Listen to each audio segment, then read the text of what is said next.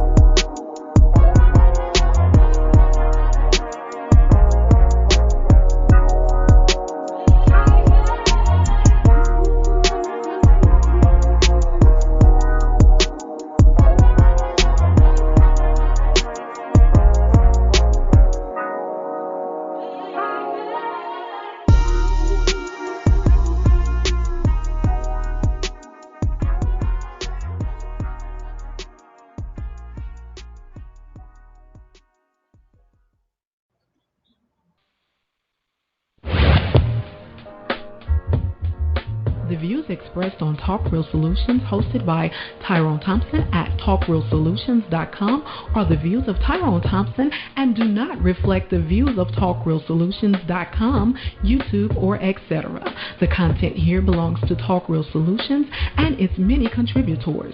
Views and opinions expressed by all contributors belong to them and not TalkRealSolutions.com or Tyrone Thompson, the host, or etc. All data and information provided on the site is for informational purposes only. Talk Real Solutions makes no representations as to accuracy, completeness, correctness, suitability, or validity of any information on this site and will not be liable for any errors, omissions, or delays in this information or any losses, injuries, or damages arising from its display or use. All information is provided on an as-is basis.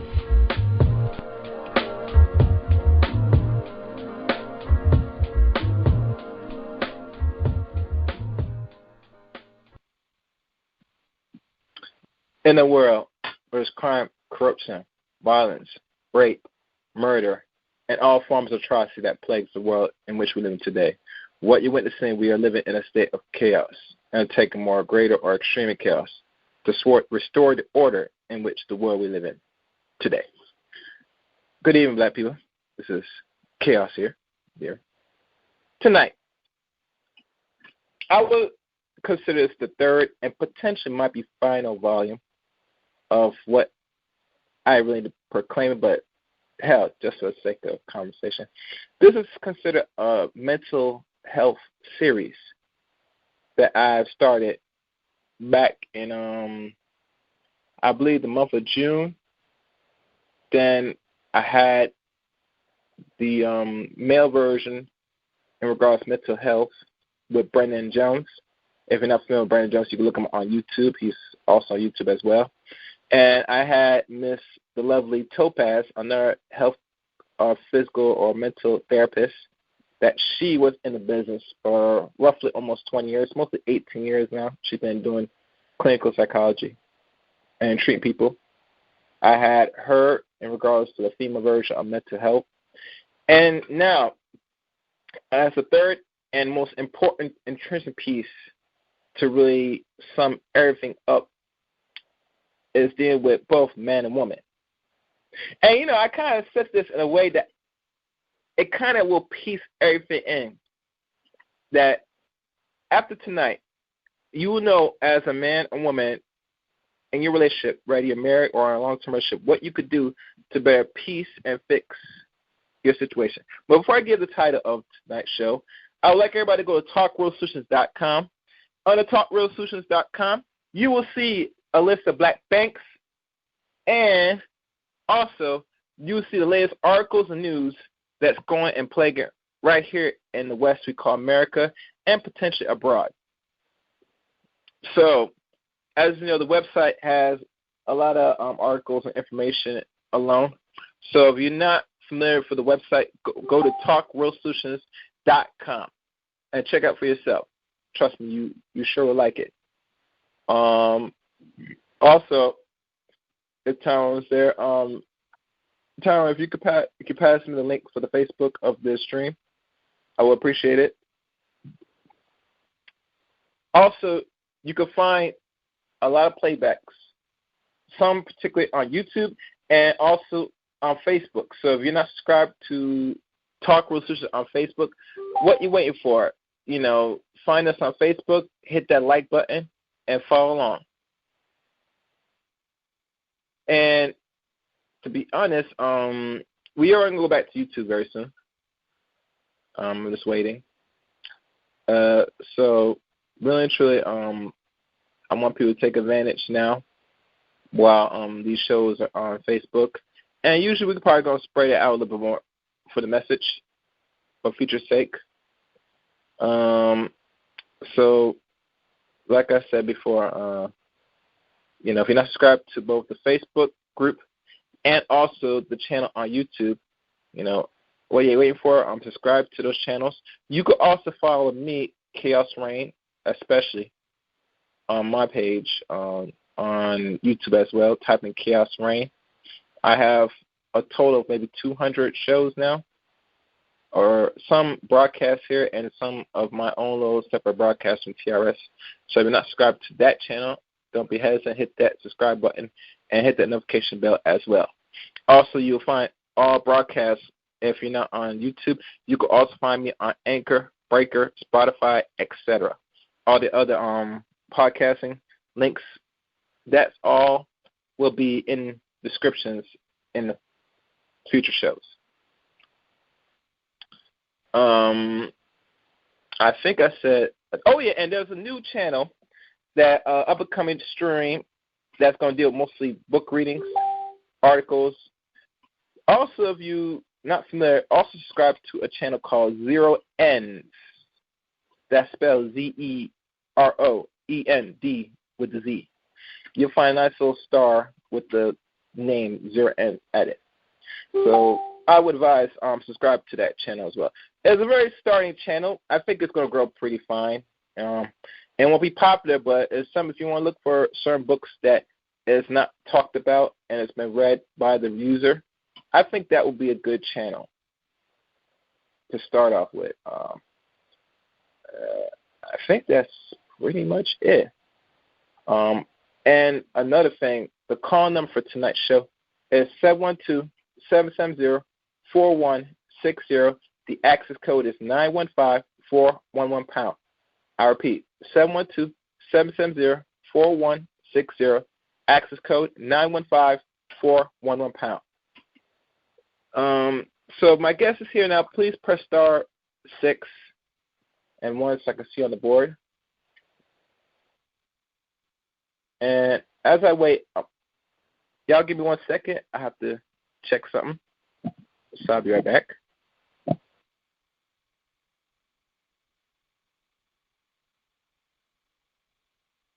All right, I am back. So let me check. I did saw somebody press star 6-1. I'll wait for my guest again. Give me a second. The title for tonight's stream.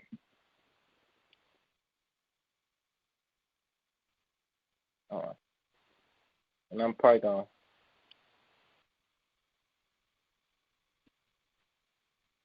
T.R.S. presents, Can Black Marriage Be Saved? Can it really be saved now than ever in the 21st century? I have my special guest. If you dare, Mr. D Durell, press star 6-1. And that. All right, as I present to you for the very first time here on Talk Real Solutions, D Durell himself. So, welcome. Yes, I'm here, bro. How you doing? Can you hear me, D Durell? Yes, sir. I'm here. Oh, what's good? How you doing, sir? How is everything? I'm good, man. Happy to be in. Kind of had a little technical difficulty with the instructions, but I'm here. Excellent. Welcome to the first time here on Talk Real Solutions and on the Chaos Rain channel. Before we get into the matter, I'd like to go back in a moment of time. I'd like to take a step back before I jump forward into the present and into the future. So for the first time on Talk Real Solutions, tell the people that listen for the first time a little bit about yourself, D Durell. Okay. Well, first of all, again, my name is D Durell. I am a licensed professional counselor. I have 2 mental health clinics and a private practice that are in 3 different cities in the state of Texas, primarily in the Houston, Dallas area, and I also have a location in the Galveston Island or Galveston County area, which is a suburb outside of Houston, Texas. I also have recently opened up in a group, an adult mental health group home for men. I'm a licensed professional counselor. I've been licensed in the state of Texas now for 16 years. I focus a lot on mental health issues such as depression, anxiety, psychosis. I also deal with issues in regards to marriage and family therapy and substance abuse issues. I also cover work-related stress issues that go on and so on. So I pretty much provide an array of different services in the community, and I provide those services to a diverse population of people. I'm at this point over the last 3 years, I've been on social media in regards to YouTube. I do have a YouTube show called D Durell. That's D space Derell, in which I focus on primarily Black mental health issues in the community and abroad. I also may dab into other issues of business, economic, and social issues that go on within our community, and also in the Black sector of YouTube. Excellent, D Durell. Normally, myself, I have been around this so-called YouTube space for some time now. I think since they started doing live stream, I started to be more present. Oh, okay, cool. I've been familiar with it for some time, but I think my little strategy, people know, I've been around enough people's panels, probably engaged in certain conversations, intellectual or not intellectual. But nonetheless, I make my rounds as well, even to the point that I have come to the realization to take it a little bit more a step further and create my own channel on YouTube as well. And I'll tell you one thing, bro. If you teach something or you put something that is positive that will help people, it's going to be a very slow growth, bro, depending on who you're trying to reach on the YouTube platform. I'm just giving you a heads up, brother. Yeah, go ahead. Yes, I've been doing mental health, and as you know, mental health is not the most sexiest topic to discuss in YouTube.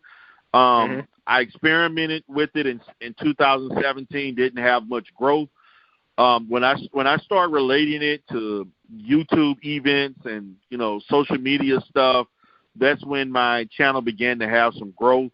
YouTube has some aspect of negativity into it, a lot of toxicity into it, and so what I've come to the realization is that I have to pretty much, use my analytical skills from a mental health standpoint in order to.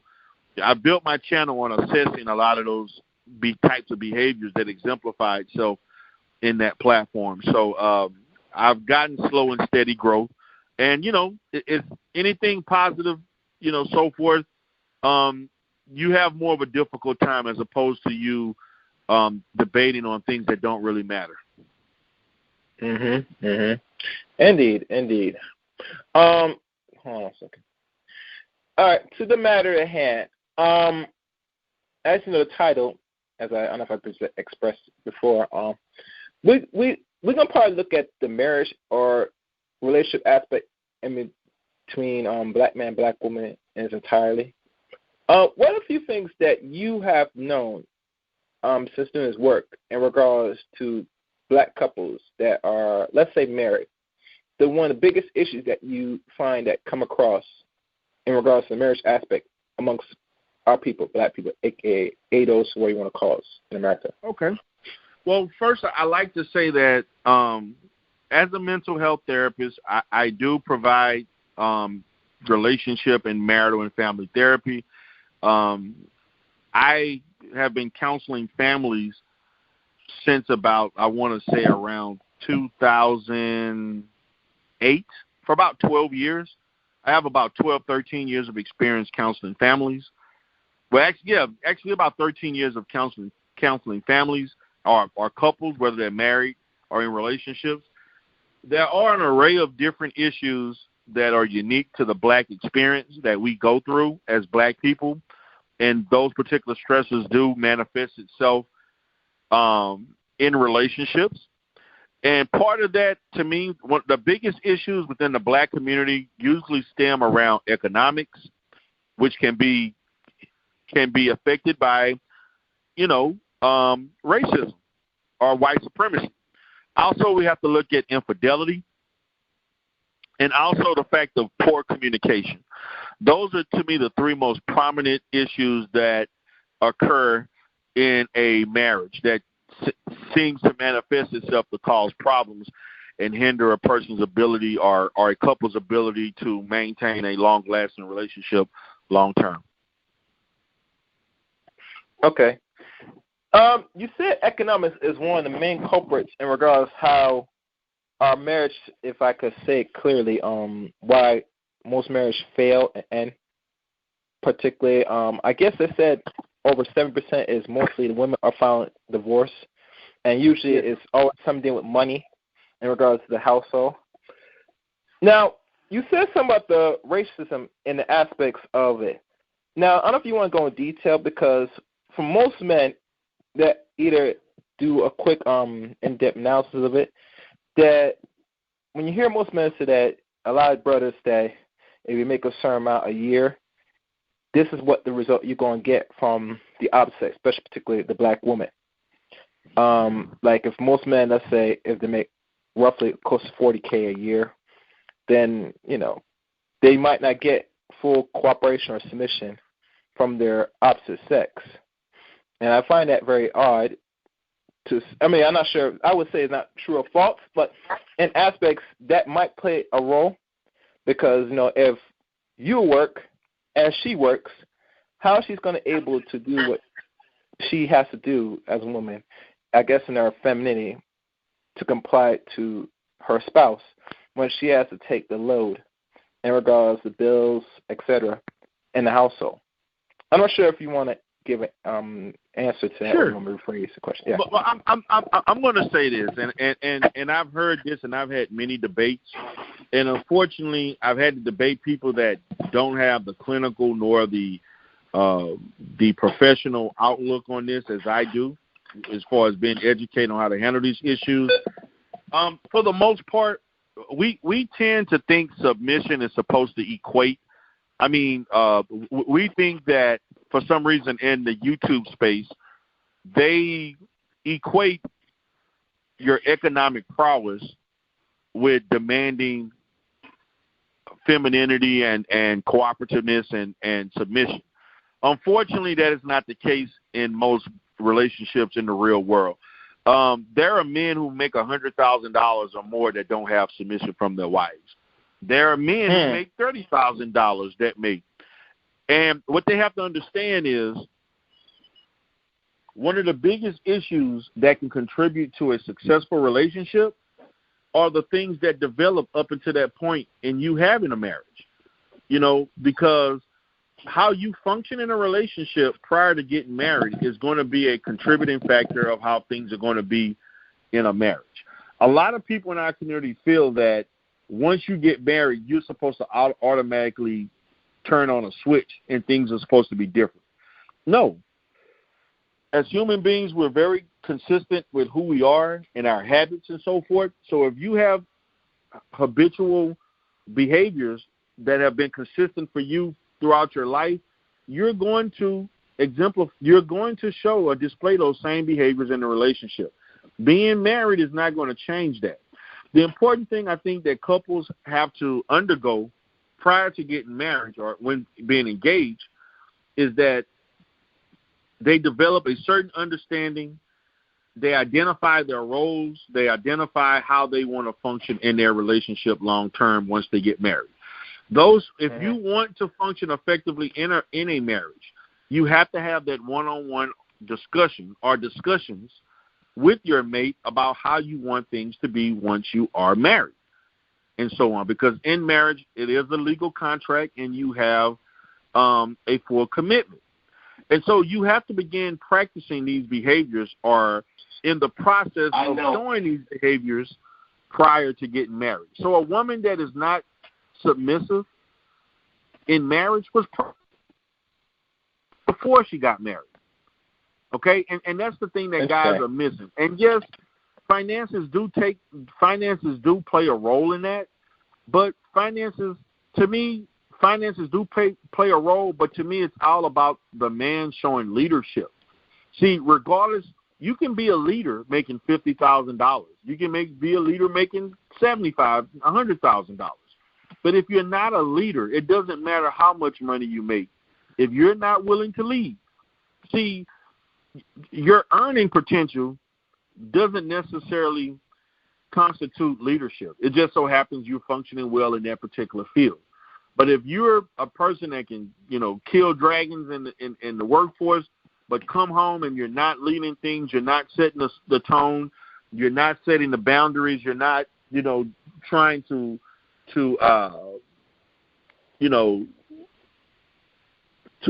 create an environment that's conducive to you being in your role as a man and the female being in a role as a female, I mean, you're going to have these issues. Mm-hmm. And so, yes, economics does play a part, but you also have to have leadership qualities. And you can make a lot of money and not be a leader. So the thing that I look at in regards to that is that if you want femininity, you can't expect femininity automatically after getting married. The femininity has to be there with you and the woman, and along with your leadership, it has to be there pre-marriage. So those are things as a therapist I look at, because when I have issues of couples having direct issues with each other in regards to whatever issues they are, the same issues that happen in the marriage, most of those things happen or were in the development of happening before they got married. Okay. So our goal is to prevent these things from happening in marriage by creating the stage for things in the engagement period. Okay. So let me get this clear to all dudes that complain about black women, because, they still, as much people want to complain now, black men, black women still interact with each other, still want to couple up, procreate, and have families, regardless what we or what they said that's not what they see, but in reality, that's what we are because we complain about it. That a lot of men said that they complain about the submission piece, but like you said, D. Durell, a woman normally shows that automatically in the relationship. So she's not even showing that one essence as any intelligent man. And, you know, a lot of dudes, they keep saying they're thinking black men. You should not go any more further. Don't bother waste your time. You know? Because if she's not that from the time you and her are together, she's not going to be that now if you're, you know, legally contract. Right? Exactly. And to me, and let's say she's not. Let's look at the hypothetical if she's not. If you're dating this woman and she's not shown to be as feminine as or submissive as you would like her to be, and to be honest with you guys, submission, to me, you can't expect a female to give you that full submission in a dating situation because you haven't committed to her. Once that full commitment and that full understanding of marriage being inevitable, then only can you expect to have that process of full submission. Just like for you. I mean, as a man, I mean, you haven't fully committed yourself to her. You haven't fully committed your resources and so on to her until you're married.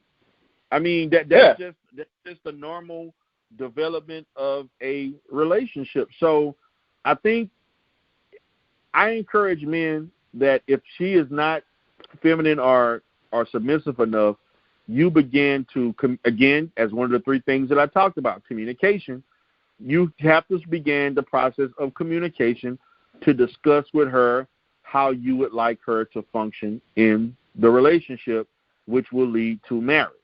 You can't go along thinking that I'm going to excuse this or argue with this and that, and then all of a sudden expect now that you put a ring on it, now that we've already paid for this wedding and gotten married, all of a sudden you're supposed to make a 360. You have to be, as a man, a leader to identify these issues and learn to resolve those issues prior to that taking place. Excellent. The call number for tonight's show, guys, is 712-770-4160. Access code 915-411#. I repeat, 712-770-4160. Access code 915-411#. Tonight's subject is Chaos Reign presents Black Marriage. Can black marriage be saved? With my guest, D. Durell. Before I continue, D. Durell, I have one call that raised his hand. Do you want me to take this call now or you want to? Yeah, sure. Go ahead. Yeah, by all means. All right. I'll open one call since you raised your hand. Hello? Who's this? Yeah. Who is Joshua? Yeah. Okay. What's up, Joshua? What's on your mind? No, I was listening, and I see a lot of, and this is, and maybe your guest can answer this for me. I see a lot of guys, they throw that word leadership around, and I always look at the black community, and I always look at black men, and I look at the state that they are in, and I would say for in cases there are black men who are being leaders, but my idea of leadership is their family first. Okay, if those black men are taking care of their families, that to me is a leader. I think sometimes we throw that word at black men to slight them, because again, there have been black women have said that black men are not leaders. They have said that black men are not protectors. Etc. So I think in cases that word is always a word for brothers who say that word to other black men, say that they're not being leaders. I think in some cases that's just a slight, and for brothers who are doing okay or doing pretty well for themselves, or they tend to do it as a sense of pride and ego to say I'm better than you, because you're not a leader. And I think that's a psychological thing. I always look at the state of black men as in cases of wounded men, because they have been wounded. History has wounded them. Their experience in America has wounded them. If you look at their history, all throughout their history, they've been constantly fighting for for things, just the basic things in life. So So I always look at that. Now, I'm not making excuses for dysfunction and bad behavior by brothers. I'm looking at the bigger picture. And I say for brothers who constantly always bring that word up at black men and say, well, they're not leaders. I say, well, he is a leader. Those black men who are taking care of their families are leaders. They're being just that. Those black men who go to work every day, he's being just that. I think sometimes we look at this thing as leadership, as we're looking for the next best thing. Like we're looking for another Malcolm or another. I say, bro, those days are gone. Those days are over with. Okay, we're not getting those days back. So if the counselor on the phone can kind of go into that, the psyche of black males, because I think that needs to be examined, because you're dealing with a lot of mentally ill brothers who don't know that they're mentally ill. They think they're functioning, but they're actually mentally ill. They do a lot of things that are you got a lot of mental dysfunction brothers. So can you go into that for me, please? Okay. Damn. You said a lot, Yashua. Yeah, that was a lot. But I'll dissect as much as I can and express. When we're talking about, it does start with the family.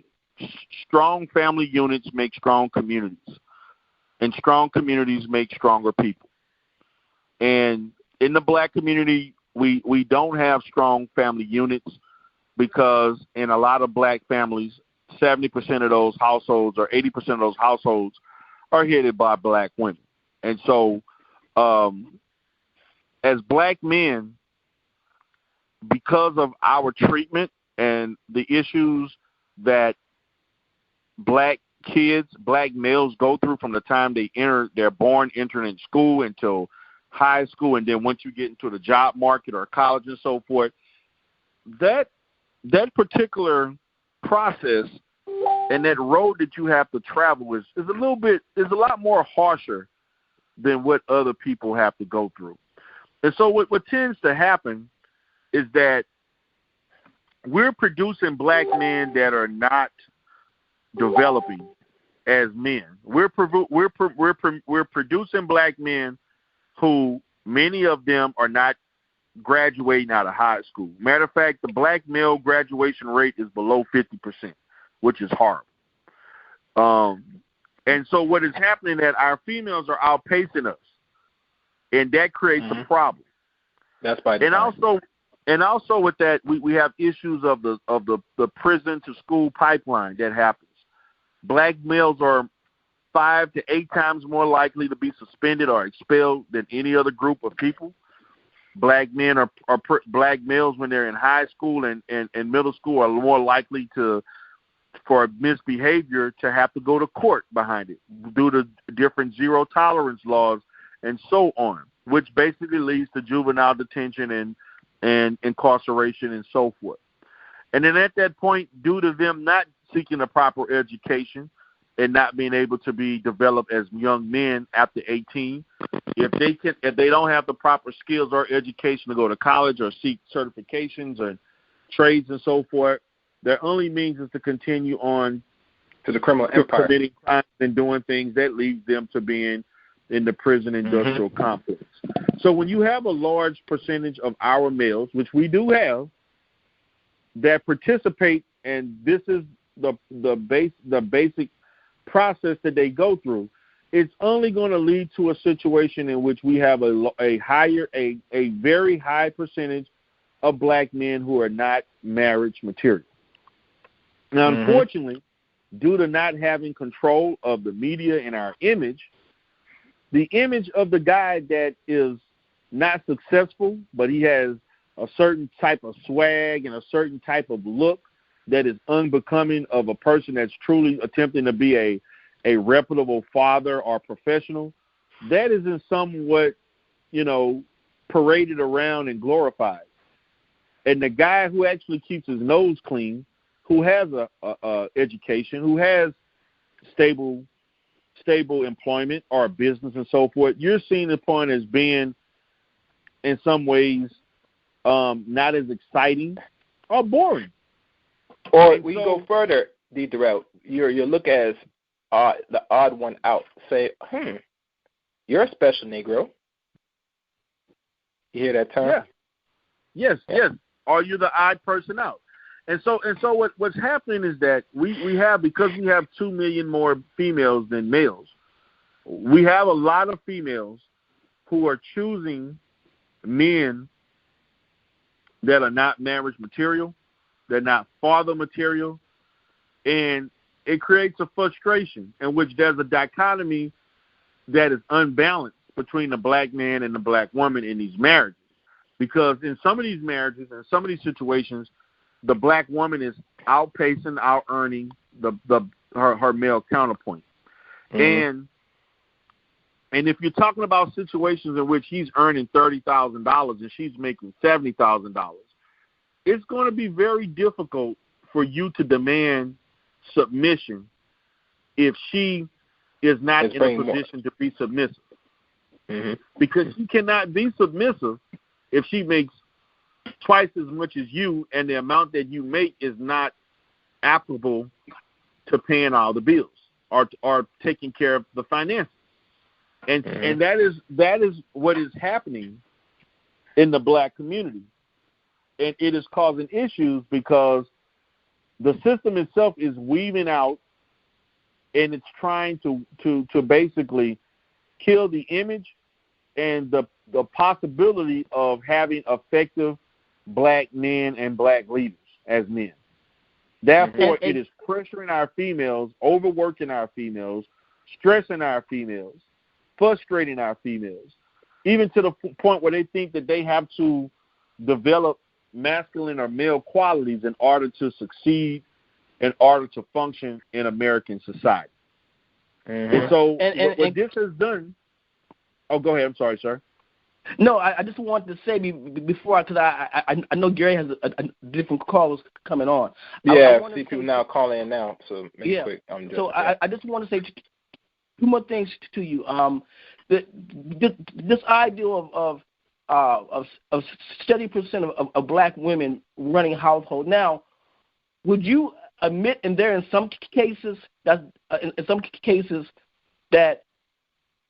we don't prepare our young boys for success coming up, and because they come from a single parent home, which statistically says run by black women? Do some of these black women understand how to raise young black boys for success? That's number one question. The second question, no, they don't. Okay, and the second question is this: instead of us looking for submission, see, I'm not looking for submission from a woman in that sense. Okay. I want her to understand white supremacy. If I can get a black woman to understand white supremacy and understand how it functions and works against black men, I think our relationships will work out a whole lot better. But if she doesn't understand white supremacy, go ahead. Her understanding white supremacy is going to automatically cause her to be in her feminine, submissive mode. The reason why black women function in a more masculine situation is because they don't understand white supremacy. And so they feel that's why you hear women saying stuff like, irrational statements such as, I don't need a black man, and I can be the mother and the father. You see, that's what white supremacy wants women to believe. Right. Because as long as they can continue to believe that they don't need you, then we're going to continuously raise boys that are inept, and we're going to continuously have men who are not able to compete. Right, exactly. All right. Thank you, Joshua. Yes, yeah, you know me, man. I always bring the home run. No joke. I see other people on the line. I'm gonna raise your hands in a second. It's interesting you mentioned about if our women understand race and white supremacy. I feel, D Durell, there might be pushback. I think some of them have an ideal, but they don't express it enough. Can we agree or disagree? Because we all live in this country. I'm going to say that most black women don't understand white supremacy. They understand the issues of maybe experiencing racism, but as far as understanding how white supremacy works, most black people don't understand racism, don't understand white supremacy. And the reason why I came to that assumption is due to my interactions with the late Dr. Chris Wilson. I actually met her about 8 to 10 months before she passed away, and I bought her book and so forth. And I asked her about issues of black mental health as a psychiatrist after she did her speech, and I bought her book. And she talked to me about the fact of the process of everything that a black person goes through in America and throughout the diaspora is in some form and some form and fashion shaped through the culture of us having extra stress upon ourselves and anxiety upon ourselves, operating in a sense of being less than and dehumanized, which is influenced through white supremacy. And we have to understand that, see, for us as black people, what she concluded is that we feel like being black automatically carries a certain weight, a certain level of difficulty and ineptness that other people don't have to deal with and go through. You know, we carry an automatic sense of stress and anxiety and ultra awareness of the majority culture that they don't have to carry, or they don't like. We're more conscious of white people than white people are conscious of us, because white people don't have to function in spaces that consist of black people, but for many black people, we have to function in spaces that has some aspect of whiteness in it. Okay. I think I follow. It makes sense. It makes sense. And shout out to the elder herself. It's good you met her before she transitioned back in 2016 of, I believe, January. Yeah, that was in 2016. Yes, but I saw her in 2015. Yeah. Okay. Cool. And the time we saw her, she was okay. She was healthy. And she was good. She was in. You know, I feel with her because the environment she was in, they deliberately, the environment took her out, to be honest with you. Okay, 80-some years old, she was able to walk, but she always complained about the noise in her head, and it just overwhelmed her to the point she went to some little coma, and then, the hospital kind of finished her off. But, it comes with the territory when you put out work in regards to liberate the mind or the psyche of black people overall. Let me take this another caller. I see 3 callers. Let me take this call from Sankofa. Sure. Sankofa. Yes. Peace, are you there, Sankofa? Yeah, I'm here, brother. Peace to the panel. Peace to the family, man. Black African power. Man, this is a powerful discussion, man, because my girl just left me, due to the fact of COVID-19. And she was one of those type of women. She was a Christian, and I'm a non-believer. So the thing with black women, I feel like they would be, if I was a white man, my girl wouldn't have left me, and she wouldn't have been as abrasive and belittling, and to the point where she's belittling me and disrespecting me because things weren't going right. I lost everything. Except for my apartment. I still got my apartment. But when I was trying to get funds fitted for so we can keep our apartment, she was still in front of me, nagging me. I'm telling her, leave me alone. Please just leave me alone. You're upsetting me. You're angry. You know what I'm saying? But I feel like she wouldn't do that. So if I was a white man, she wouldn't do that shit. When a white man says, oh, baby, I got it, she'd be like, okay, baby, I trust you. But since I'm a black man, she'd be like, oh, you ain't doing shit. You ain't doing nothing. Why you ain't doing? I'm like, right here doing. I'm like, I am doing something. I am doing something about this. I'm trying to fix our finances and stuff like that. So I feel like it's a difference between us and them, because if a black woman was with a white man, she wouldn't do the same thing she does to us. Black woman will be in our face telling us we ain't shit, but if she was with a white man, she wouldn't say that shit to him. Because you know why? Because go ahead. Unfortunately, brother, I hear what you're saying. I do think that there is some evidence to produce that black women probably would interact at some level differently than with white men. Unfortunately, in dealing with interracial relationships, a black woman acts like a black woman no matter who she with. I hate to say that, and I know. But I'm saying she would be more submissive to the white man instead of us. You know what I'm saying? I'm going to tell you why, and I'm going to bring religion into this. Because you know why? Because their savior is a white man. That's why they will be more submissive to the white man, because their savior looks like a white man. We don't look like the savior. That's why they don't look at us as saviors. I have to disagree with that, brother. I'm gonna have to disagree with you. Now, would she be more combative to you as a black man? I do agree with that. But in interracial relationships that I've had, white men have had the same complaints about black women as black men. Now, as far as the communication of that, how they interact and certain things, you have to understand, with us as a people, let's be honest with it. In the black community, we have an inferiority complex. Right. And that inferiority complex does manifest itself in relationships when we enter, for those that do enter into an interracial relationship. That's why you see a black man, when he dates out of his race, particularly with a white woman, he usually is not picking the upper echelon of those people. He's usually picking the lower of the barrel. And even for the black woman, particularly for a black woman, she has in our mindset, because of our innate self-hatred that a lot of our people have. When they deal with a white man, they're assuming his whiteness is going to afford them a better opportunity to do things. Unfortunately, that's not always the case. But I do get what you're saying, and I do empathize with you. The fact that you went through that. I am speaking from a place of hurt, because this woman left me, and now I got everything back. She gone. I got my Challenger back. I got my house is paid for. This motherfucker left me, bro. I mean, I know I'm speaking from a place of hurt, but I realize she's in California. You know what I'm saying? But go ahead. Yeah, but let's look at it from this standpoint. What that sister showed you is that if you would have married her, and if you would have went through a hard time, she would have left you in marriage. So it was better for her to leave you now and to show her. She showed you who she really was before you would have really made the mistake, and then you would have been trapped in a whole nother complicated situation.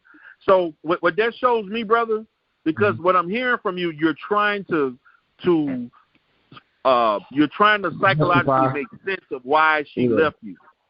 The problem is that she could have left you for a multitude of different reasons, but the reality is that she's not there anymore. And so let this be a learning opportunity for you, so that when you enter into that next relationship, you can have that conversation about how would you deal in a situation in which, say, a crisis happens or something happens. Are you going to stick with me through the thick and thin, or are you going to get frustrated and leave? Are you going to, basically, instead of trying to uplift me, try to bring my spirits down? Are you going to be patient with me? You see, the thing about, and this is something that I talk about black females a lot, because I deal with a lot of black females that have issues with relationships. And part of that is when you have unrealistic expectations of what a black man is supposed to do in a relationship. Exactly, it leads to this type of behavior. Right. And so I'm letting them know. You have to understand, when you're dealing with a black man who's number one enemy of the state by far, the first fired, last hired, we have a set of circumstances that no other group of men have to go through. So but you know what they'll say though? Oh, that's an excuse. That's just an excuse y'all use. That's an excuse. That's their go-to. If that sister is being unreasonable and can't conceptualize that, that's not the right sister for you. Move around. See, we as men, we can't force. I think we spend too much time trying to influence or explain situations to females that are inflexible and unwilling to listen. Right. If you're not willing to listen in the heat of a crisis or a real issue and work through it, but that's not the person you need to be around. That's not the person you need to be investing your time and resources with. Because in a relationship, I've been married for now going on 16 years. I've had rocky roads in my marriage, even from a financial standpoint. And you got to understand, you think that a person, you just going to have a smooth selling situation. If I marry somebody for the next 40, 50 years of my life, I'm not going to have some down years economically, or something may happen, a recession or something like that in the industry, or something where some industry is now obsolete and I have to do something else, or a business, the company is no longer, operating in bankruptcy. See, we have this thing where we think people have this, and this is particularly, and I have to say this, but we cannot go into a marriage with an idealistic mindset. We have to be able to go through the good times and be able to manage the rough times. What this sister showed you was that she wasn't able to be down with you through the rough times. It's always good, peachy creamy, if you see that check coming bi-weekly every Friday and you just holding it down. But if a situation comes about where you can't, well, I'm out. See, she actually showed you who she was. So let's not be upset about it. I'm upset because let's process it and learn from it. Right. I mean, I'm learning from it, but it's like I let this woman in my house. She moved out of her place because it was a dangerous area, and I was like, yeah, you come live with me, whatever. And then she hits the fan. You know what I'm saying? And now, she know that she's trying to come back, but I'm like, no. You ain't coming back in this house. You can go stay in that hotel over there because you left me, man. You pulled up and you saw my new Challenger, and you saw, I'm doing better. And it's like black women don't want to listen when they feel like they are being pushed in the corner. Like I was telling her, like, I got everything. This is my finances are coming. I got things are happening right now. And it's like, they don't have a problem waiting on their God. I mean, no disrespect to anybody believe out there in Radio Land, or even you if you believe in this Christ or whatever, but they have no problem waiting on Jesus. But when it's come to you, they want you to wave a magic wand and make everything okay. It don't work like that. You know what I'm saying? So I'm looking at it like I said, I'm talking from a place of hurt, but it's the fact that even my mom agrees with her leaving me, but just because I don't believe. Well, you should have had your shit all together. Well, you should have had this together. Maybe you should have believed it. Maybe you should go back to being a Christian. What did your dad say? Huh? What did your dad say? My dad's a conscious brother. You know what I'm saying? So what I'm asking you, what did your dad tell you? My dad basically sounds like you. I'm being honest. My dad sounds exactly like you. Exactly. So that is, look, brother, you are a man in a man's place. You should not even be going to your man for advice about this. Only a man can give you the guidance as a young brother. You can't look for females to give a man and that's an issue. This is part of the issues that we deal with as a community. We have young men that are not developing in this type of family structure that don't have the proper guidance. And you just showed evidence of that for the fact that when you talked to your mother, you said your mother said she agreed with her, and she did not show any empathy or sympathy for the fact that her son. And it's my daddy also. My daddy called me back, so my dad called me back and said the same thing you said. You know what I'm saying? He was about to come over my house. He's like, I'm gonna come. I'm like, Dad, I don't want you driving 4 hours just to come see me. My dad way down in Houston, so I ain't want him to drive away to Fort Worth to come just talk to me. That's you can talk to me on the phone, man. But my dad loved me that much. He was about to come sit down and say what you just said. Yeah. So my thing is that this is a learning experience, and so my thing is that, a female's gonna look at things from a female perspective. A male's going to look at things from a male perspective. But the fact of the matter is that you have a father that can guide you and provide that for you. Look at the millions of black men that don't have that privilege, and who are just left with the fact of a female telling them, well, if I was her, I would have did the same thing, and don't have no one else to turn to circumvent that. And see, that's the issue with the black community. Now, say for instance, I told my mom. This is what I told my mom. I said, Mom, what if you had told DJ the same thing, my son? If you had told, if the same thing happened to my son, and I would have said what you said instead of what my daddy said to my son, you would look at me crazy. Don't talk to that boy like that. Why are grandparents so inclined to protect the grandchildren over their own child that they gave birth to? And she just hung up the phone. Well, my thing is this, man. It sounds like to me, from hearing you, you and your mother have some communication issues going on. Right. That may be unresolved, but there is some underlying issues. And of course, this is not a forum to discuss personal issues and therapeutic situations, but it sounds like there's some level of disconnect between you and her for things like this that may need to be discussed. Hey, Gary, man, in the back chat, Gary, can you give this man my number? Because I might need to talk to this brother, man, for real. Well, don't worry. I'll work something out. This is one of the third and maybe somewhat of an end of the series in regards to mental health. Yeah. And to be honest with you, Seiko, tonight's broadcast is supposed to combine both the men and female aspect. I didn't really plan it like this, but the way how it came about, this kind of flows into everything that's needed to fix the mindset of black people in its entirety. And the reason why I brought that, and Gary, I don't mean to cut you off, but the reason why I brought it up, because when he talked about white supremacy, black women don't realize when they do that to their black men, they are projecting white supremacy on their black men, because we hear the same shit from white people, and you know what I'm saying, and they're doing exactly what we hear from them. The same shit that they say us, we ain't shit, we ain't gonna be shit, we ain't this.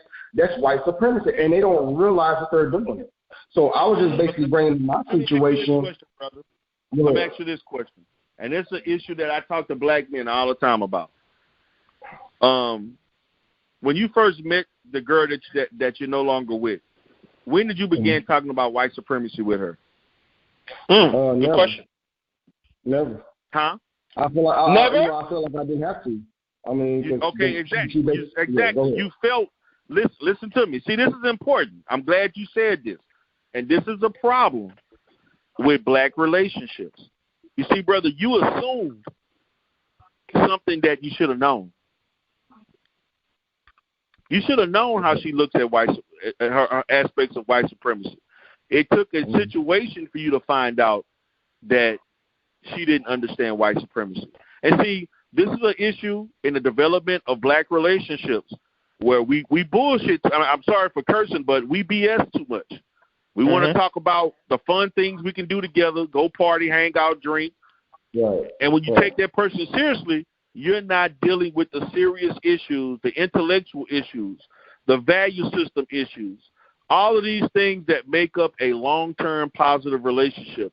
Those things are not talked about until later on, when those things should have been talked upon in the early foundation of the relationship. That's the issue. Yeah, because I was under the assumption, because she talked about how much because she's African, but she was raised in, she was brought over to California when she was 5 years old. But the way she talked about white women, she didn't like white people.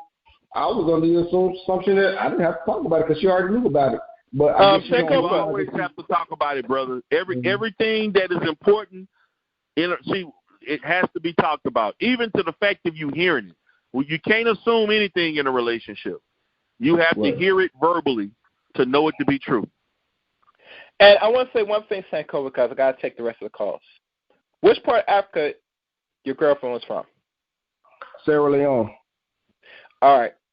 For future reference, because you're in Texas and there is a population of foreign nationals from Africa that's down there now. I'm in Dallas-Fort Worth area. It's bigger for Nigerians. And the Dallas-Fort Worth area, Irvin has the biggest population. Irvin, Texas has the biggest population. Okay, I get you. Yeah. But for future reference, if you're going to deal with any one of them, especially the women, it would be wise to be upfront, honest, because as you know, the continent, whether we want to believe it or not, they are solely submitted to white supremacy. If we look at certain countries, they got the white god, and not only in their church, but statues now, from what I'm hearing rumor now. Exactly. So the women, their ideal, obviously, is when they come here, usually they go and flock to get a non-black man, or probably maybe the American black man. But obviously, at the end of the day, they have a certain culture and our mindset that's set and present for them for centuries now, because of the indoctrination that black people are under globally. So you mess with them, if you're not upfront with them, especially certain parts that's from Africa, then they're going to look at you as some less than, because by default, black is ugly, black is evil. Do I need to go more? So obviously, they look at you, they're going to feel, say, you're American. You should be at a certain status because you're in a nation that, with the buying power of black people, it could buy out like a couple, 200 countries. So that's their thinking on the average. Don't quote me wrong, but that's how you have to play it moving forward if you're going to be dating them. So thank you, Senko, for calling in. Don't worry, I deal with all the other information. I didn't mean to shift that I asked for, man. I tried to stay on topic as much as I could, but I'll be in the chat listening, man. But thank you, brother, for taking my call. Thank you, Gary, man. I don't mean to bring my personal business out there, but I had to use my personal business to basically illustrate what y'all was talking about in a sense. You know what I'm saying? So appreciate y'all. That's cool. That's good. No problem. And one thing, this is a learning experience, and I appreciate you give that information because we're all here to learn to get a better grasp of how to not only analyze but to come up with a tangible solution. Because all problems can be fixed, all problems can have a solution, but it's up to the work for us as a group of people are willing to put in the work to resolve the issue. Thank you, Sankofa. I'm going to take the next call. Anonymous, who's this? This is Miss Lady. Hello. How are you doing, Miss Lady? Stay right there, Miss Lady. Let me take one more call. Is that you, Gigi? Yes, it's Gigi. Hi, everybody. All right. Hi. Go ahead, Miss Lady. What's your question? Hey, Gigi. Well, I got a couple of comments, and I have a question. First of all, I want to thank the gentleman for emphasizing the benefit of the woman showing who she was before he said, I do, and signed the marriage contract. He will look back on this and will say, thank you. That was a blessing that she revealed herself prior to any type of formal marital arrangement. If it is, the reality is that's what happened, and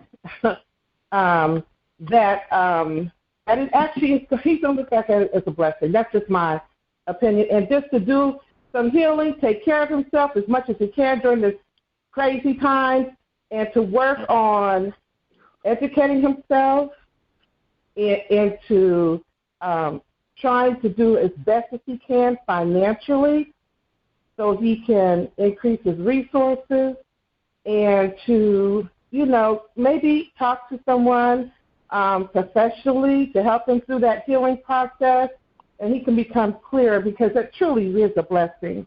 So, a lot of the millions of people that went through divorces will testify to that. Yeah. And then secondly, I want to say that, because I'm hearing two things. Black women, they're not raising these boys right. They don't know how to raise these boys. And basically kind of shifting the blame on how the boys turn out.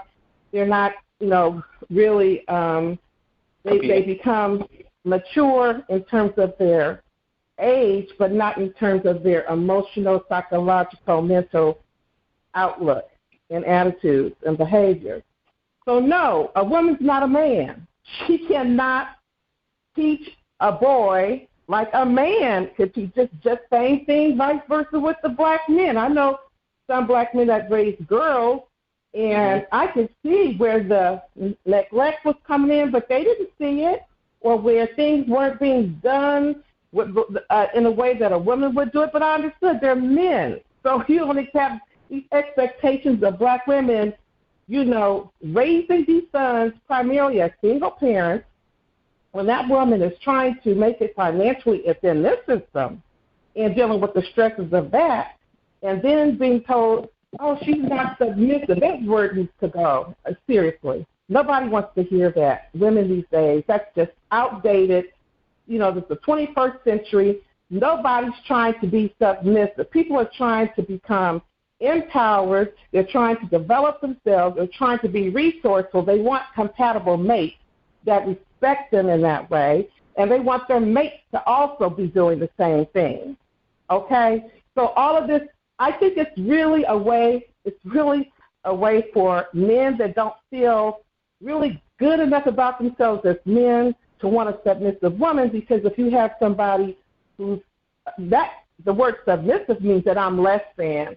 In whatever way you want to put it, I will disempower myself. You will be over me, and therefore you will feel superior to me.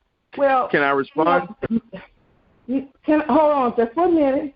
Life is too short. It's too stressful right now. You want people coming within relationships, being the best that they can be, and being partners. Okay? Thirdly, I just have one comment. Last comment. There's something that's kind of irritating when men call women female, because, that's an adjective and a noun. Basically, it's, you can reproduce, right? The bottom line is women are more than just reproductive organisms, okay? And it's kind of have a denigrating kind of energy around it. We're not calling black men males. I mean, male what? Male cow, male pig, male worm. I mean, it's, so I would really emphasize that it's very, for certain women, and a lot of women, they may not verbalize it, but they don't feel good when they hear them referred to as female, okay? So I would just, hopefully you could take that in and kind of churn that through your brain and try and understand how it can be thought of as a disrespectful term. I mean, you wouldn't want men calling your mother that female. No, she's a woman. Okay. I have one last comment, and I can't think of what it is now. I can't think of what it is now. But I really thank you for telling that brother, because I can hear the hurt. And I understand he has to go. We've all been there, right? Yeah. He has been blessed, truly blessed, that she showed who she is. The last thing I wanted to say is that these interracial relationships, because I know people that are, black women, black men that are in interracial relationships. The black woman, white male relationship seems to be the most successful. And statistics show that they have the highest, the highest rate of divorce is between black men and white women, and the lowest rate of divorce is between white men and black women in terms of interracial relationships. So, yes, there's different energy that people bring to interracial relationships that may be different, and sometimes than if you were with your same race person. But it's a dynamic that goes. It's just not on one side. It's a dynamism between the two people. And if people are experiencing stressors, job loss, health problems, family stuff, just all the stuff that black people, the black tax that we have to deal with. Well, you're going to have a more, I think, propensity to have a lot of misunderstandings, especially if you don't understand racism, white supremacy. And that's my last comment. Miss Lady. Hello? Is that I would stress like the guy that was, can I say the guy that was talking about his relationship and his mother doesn't understand, he might want to refer her to like YouTube and listen to Neely Fuller and Frances Cress Welsing, because they might get a better understanding. Now, my question, Miss Lady, you said about the marriage, and this is not really the discussion in regards to interracial marriage. To be honest with you, we try and focus on us, because as much times that black people are dating and procreating and eventually marrying out, I don't really much care or focus too much about what's the success rate of us and them interacting. No, somebody brought it up interracial relationships. The guy was saying how he was a white man. He didn't think that the woman would have the same attitude. So I'm just responding to that. Miss Lady. Hold on, D. Right before I say something. Okay. D. Durell mentioned this because he works in this field. He works with partners, particularly black women and non-black men, in regards how she treats male counterparts. And mind you, this is new to me, Miss Lady, because I don't really know much about what goes in the bedroom or business of a black woman and a non-black man, I don't focus too much on it. But to find out that she's the same with another race of men is telling that, you know, when people say that it's only when it goes with us in relationship that she's going to act a certain way. Y'all should mention this. But now what I'm hearing now is that that's not the case, that it's all across the board. Rather, if the Caucasian makes the same as a black male or make more, is the same behavior because her mindset. She goes in it the same way, and eventually she comes out of it. Now, in regards to the divorce rate, obviously she's not going to divorce no Caucasoid because obviously the white man is God to most of our sisters. So divorcing her, she's like losing a piece of status, leaving that white man. I know for a fact that most white men or any non-black men, they will most likely 9 times divorce black women because they know that they're not going to stay in it if they're not put with some shit. So it tells me that in regards to us, hold on, let me finish. So it tells me, hold on, let me finish. So it tells me that. Hold on, stop. I want to give the scientific data once you finish. Hold on, let me stop this. The reason why I'm saying this is because obviously, and you know it's D Durell, and a lot of women are not being honest with this, is that when you're with a non-black person, they expect more from their women. And if they don't, 9 times out they go is going to move on. It comes to us, we don't have that certain leeway as men because we don't set no fucking standards. And that's just the honest truth. If black men were set the certain standards or trained or raised right, you think he put the stuff right now with our sisters and the sisters going to keep behaving with? No, it would change overnight. Because at the end of the day, black people still want to interact and procreate with each other, period. End of story. So in regards to the dating pool, yeah, it's going to look bad for black men because black men, overall, we don't set no standard. Besides the financing, which we could control or not control, that's another discussion for another broadcast. But overall, as men, and D Durell, you could push back at this, black men are not really strict on certain standards what they want out of a woman. Let's keep it real. So I'm gonna let you have the floor. I'm gonna have you have the floor, and I'm gonna open this split. Let me address something from a statistical standpoint. The research shows, in regards to interracial relationships, that black women are least likely to marry or date interracially than any other group of people. It's actually less than 7%.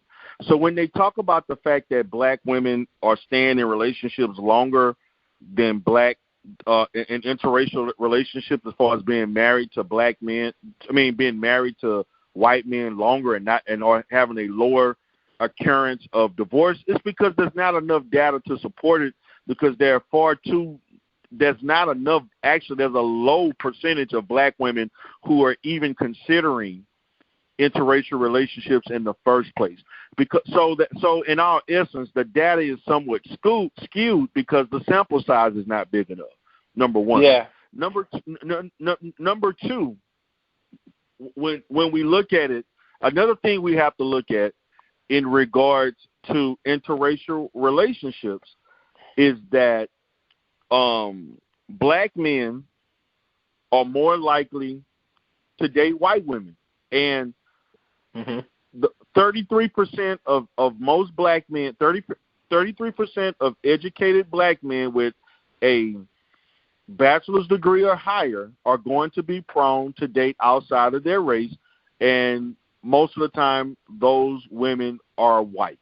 Okay, so I'm trying to give some level of illustration on what the interracial decisions are usually like in regards to marriage and dating for black men, and as opposed to black women, because black women really are not looking for these men. They're not. Black women are very loyal, and to be honest with you, black women are the most loyal group of women towards their men as far as dating wise. Now the issue is that when you get in those relationships, can it enter into an effective long-term relationship? Can it enter into a marriage that can be long-lasting and productive? The second thing I want to look at is that I think in the black community, we've lost our way in understanding what submission means, because this whole thing about submission does not mean that you're less than anybody. Submission does not mean that you're under anybody's totality of control. What submission means is that you have a certain role as a female and that you're buying into the particular situation of the man being a leader. And I want to highlight leadership, okay? And in that leadership, you have certain expectations of him as a leader, not you overwork yourself and strain yourself and stress yourself out trying to be equal to him, because you're not built to do that. Historically, you're not built to do that. And the thing about it is that, and I'm a person that doesn't like to talk about feminism a lot, but there are aspects of feminism that has entered into our community that has, to see, when people talk of submission and other things in that way, we're looking at, again, white female feminism, okay? And white female feminism is basically what feminism is. And we're like in a wave of feminism now. And when you have these aspects of what you think submission means and you doing this and doing that, but at the same time, there is a difference between a man and a woman. We are not equal. We are genetically different. Men are genetically stronger and have more stamina and so forth. We have a certain, from a reproductive standpoint, we have a certain role. From the female side, you have a certain role. You're the barriers of life. We can't go into this thing thinking this. We've made submission an ugly word in American culture and black culture. Submission should not be a ugly word. Submission should be a proud word that shows that you have the proper leadership and the proper mate as a husband, and as a husband, you have the proper and cooperative interaction with a female. Submission allows a bridge of cohesiveness between the black man and the black woman, not I'm domineering, telling you what to do, when you can do it, how to do it. That's not what submission is. And you just submitting you have to have some sense with that. You have to have a certain level of understanding with that.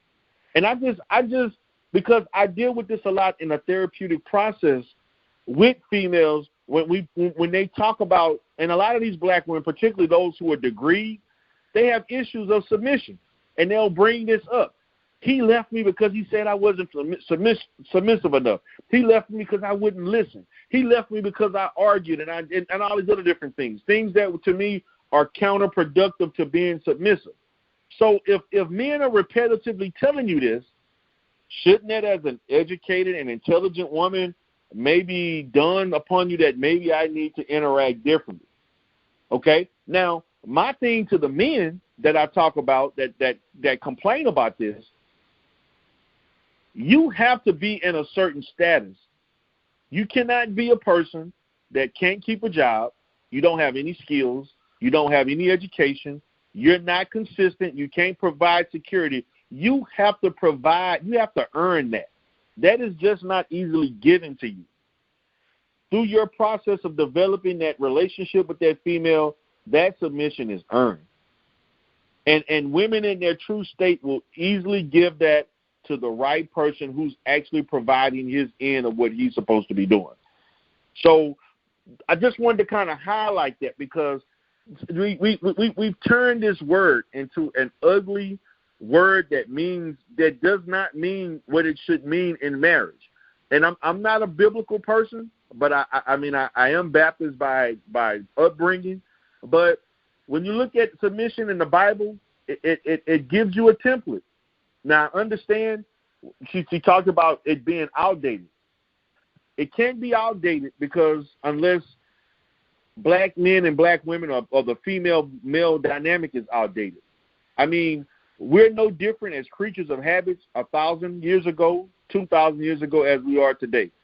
The modern situation, being that we have modern technology and certain things, still should not constitute a sense of us changing how we're supposed to function. We just have to learn an appropriate way to modify things to fit where we are in this society and at this time in our life as a people.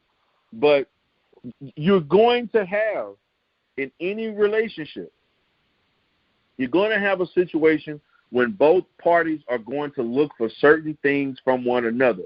And if you're not getting those things, there is going to be an imbalance. Right now, what we have now is that we don't have enough strong enough and black men as far as being leaders and so forth and being capable fathers and husbands in the community. And so what we have is a generation of women who think this way because they're trying to overcompensate for the lack of having a strong male figure in the household. And it's hurting us, it's hurting our women, and it's hurting our community. So that's what I would like to say in regards to what has been said in regards to those areas. Thank you, D. Durell. Let me see. I'm going to open 2 lines. Actually, Gigi, you there? Yes, I am. Do you have a quick question? I have to open 2 lines. Oh, okay. Can I make a comment and a question? It has to be one the other. You can't. I won't be as long as Miss Lady. Okay, I got 3 things. Thank you, guest. This is a fantastic show. Good job, Gary, as usual. Number 1, I'm sorry for. Don't give me that. Don't start with me, Gary. Sankofa, I'm sorry about what you're going through. It sounds very disappointing. I actually learned from Sankofa when he calls in, because as a overly religious mother and seeing if your son, who's a grown man, does not have your same religious beliefs, it teaches me, how to back off and let him be the man that he is and just appreciate she misses out on all the great qualities that he has as far as being a hard worker and trying to be disciplined and trying to take care of his sons. She misses out on all the good qualities and she misses out on giving him positive feedback because they don't believe in the same God. And I learned a lot from that myself, number 1. Number 2, grandparents are nicer than parents because they're not as stressed and not as worried, and they're more mature than they were when they were young parents. And number 3, and the last one, is, in my opinion, black men are constantly dealing with white supremacy more than black women, I would say, because they know the male mind. They have the same male mind, and they know when they are being perceived as the enemy or the one that's lesser than, as opposed to black women. Our main focus is the black man. So men know how to deal with men better than we know how to deal with men. And plus, it's easier for a black woman to deal with a white man at work or what have you, because he doesn't fear the black woman. He might fear her mouth, but he's not going to fear her the way he's going to fear a black man. I'm done. Thank you very much. Thank you, Gigi. You're always the best. All right, let me open these lines.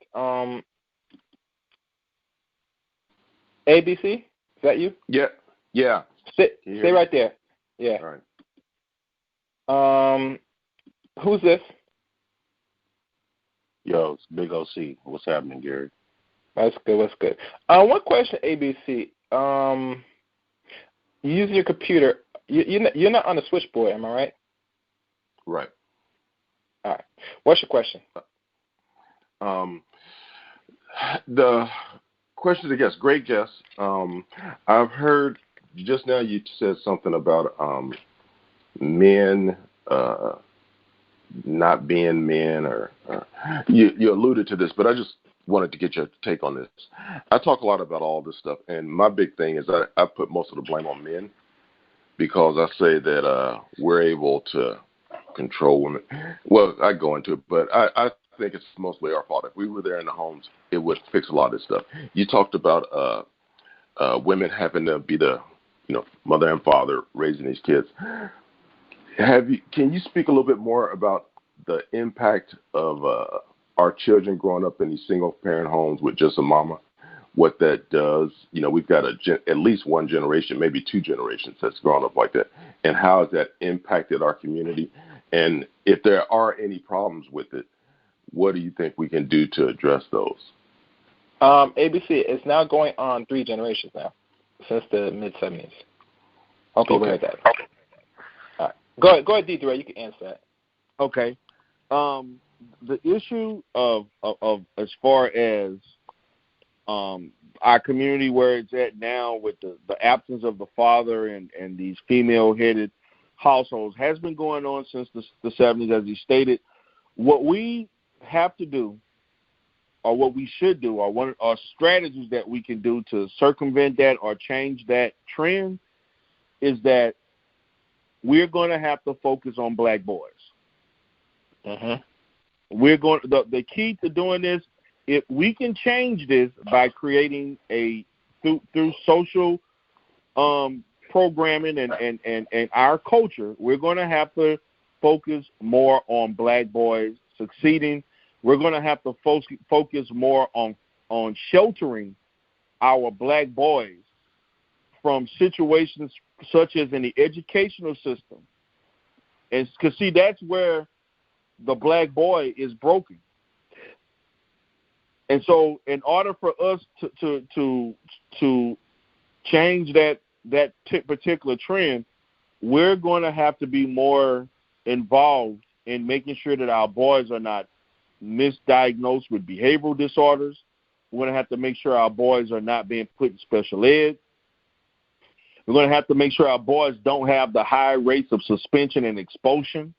See, these are the things that white supremacists do in the form of the educational system that chop off percentages of black boys every year from being effective young men, because they can determine by the 4th grade whether or not you're going to be successful or not, or how many people are going to be in prison. They know this. And that's by the reading level. The reading level. Yeah, by your reading level. And so they can determine this. And so what we're going to have to do, to me, I feel that I really consider now, particularly with COVID-19, which is proven that we can homeschool kids, we can have alternative educational systems that allow our kids not to be in school. Because right now, let's look at it from right now. When COVID went around, when COVID presented itself, you didn't have black boys being put in juvenile detention because of crimes they did at school. You didn't see kids suspended. You didn't see kids being expelled. You know, you didn't see these young black boys getting in all this trouble and so forth, and so on. You know why? Because they was at home and they were, you know, where they were being supervised by parents. And so the way we can deal with this, the biggest strategy is that we as black parents, we're going to have to be more involved in ensuring the education of young black boys and achievement levels, so that we can get that below 50% to about 60 to 70%. And once we get it into those trends, those boys that increase, that 20, 30% increase of black boys graduating, they're going to go to college. They're going to go to other different fields, and they're going to compete. And that's what white supremacy doesn't. It doesn't want black men competing. And just like we just alluded to, they're not fearing white women in these black women in these spaces. They're not intimidated or afraid to compete against black women. Yeah, because black women work for them. You know what I'm saying? Competing against black men. You know why, D. Durell?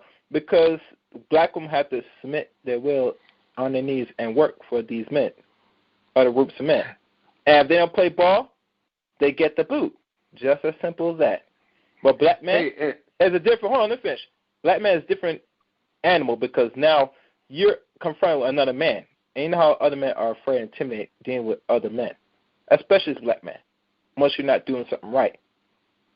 It's that simple. So I know I need to get off here. I just wanted, you spoke to the one part about what can be done or what we should do as far as, you know, trying to fix things. But can you speak a little bit more about the whether or not problem with the single parents? I I had a lot of the single parent. debate. Okay. Wait. Just real quick. Well, before you say something, repeat what your question says again. ABC. What you just said? Yeah, that's what I was trying to say. So I get into arguments. People say that there's different kinds of families. This is a different time. It's not such a big deal that we have all these single parent homes, and I think that it is.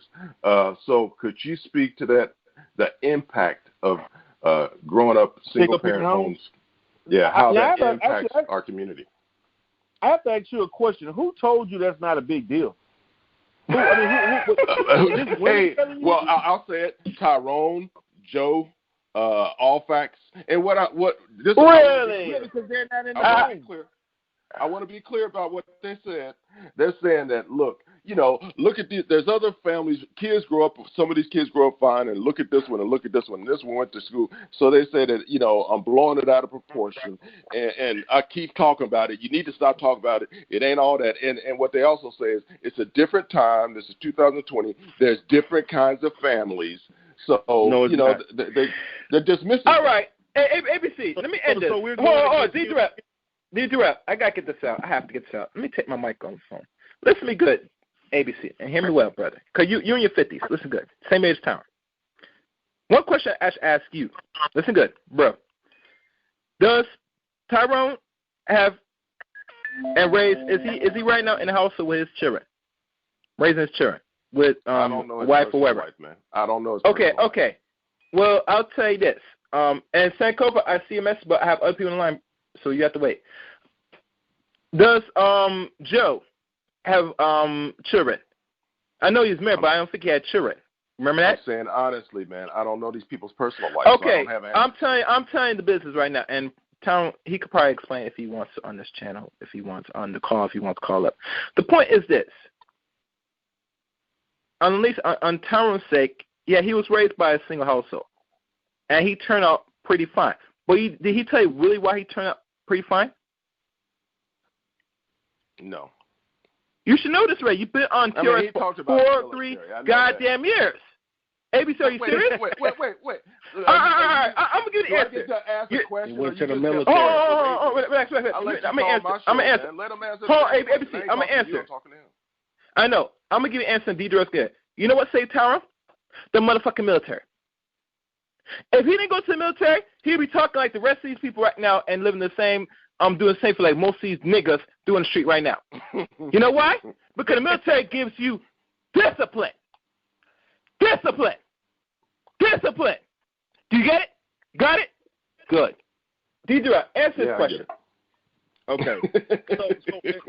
So in regards to the single parent phenomenon in our community, what has shown is this, and this is the way we can fix the single parent issue, is that we're going to have more black men being committed to co-parenting.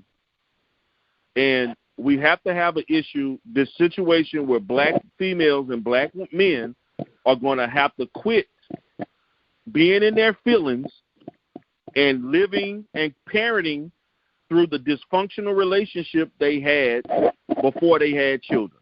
Because the issue that happens is that there's too much animosity between black men and black women about their children due to what caused them to not be together in the first place. Once their relationship is no longer there, we have to get through that and do what's in the best interest of the child, not me get back at you, or I'm not going to do this because this what you did to me. We have to stop thinking like kids and start thinking like parents to do what's in the best interest of the child. And so, in a sense, the problem is that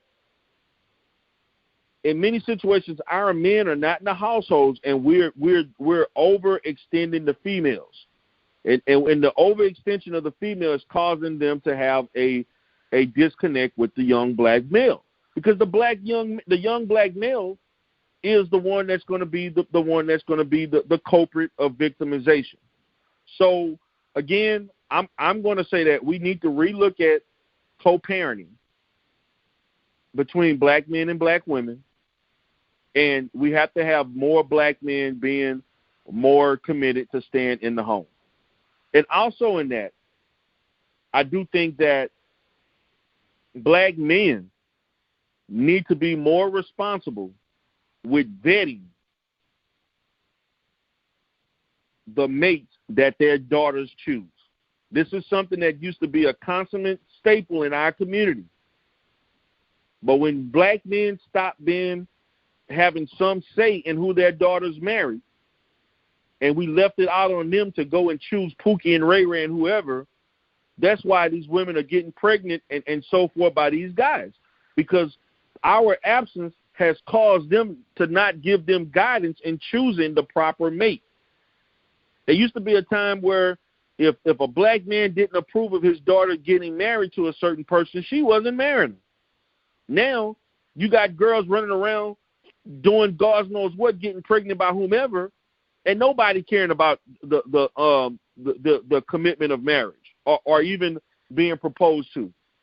And thus it leads to a culture of thinking, like this brother just talked about, oh, it's different families now. When? What's different? I don't see this. I don't see this synonymous with other cultures. If this is different families, why is this not happening in the white community at alarming rates? Why is this not happening in the Hispanic community? Why is this not happening in the Asian community? This is only synonymous with black culture because it's dysfunctional. So I think, again, as I stated, it's up to black men. And I think that other black men also need to hold black men accountable for not taking care of their children. That goes for family members, friends. We don't hold our men don't hold other black men to be accountable to take care of their families. And we need to hold other men accountable. We need these black men returning back to co-parent, and we need to get away from this mess of trying to hold animosity over a relationship that no longer exists. And the child is the one that's being the one that's going to be hurt at the end of the day. Mm-hmm. I agree. Right. Those are my three. Excuse me? Appreciate it, Gary. And you answered the question quite a bit. Mostly I was just interested on what's the outcome, what's the consequences of all these single-parent homes. Oh, okay, the consequences. I can point that out to you. The consequences, okay, no matter if it's a female or male, with a single-parent household is less likely to produce children that are going to graduate from high school. They actually less than, I think, somewhere between, depending on the research, anywhere between 30-40% chance of graduating out of high school. Also, a single-parent household puts the female, the little girls, almost 8 times of being physically or sexually abused.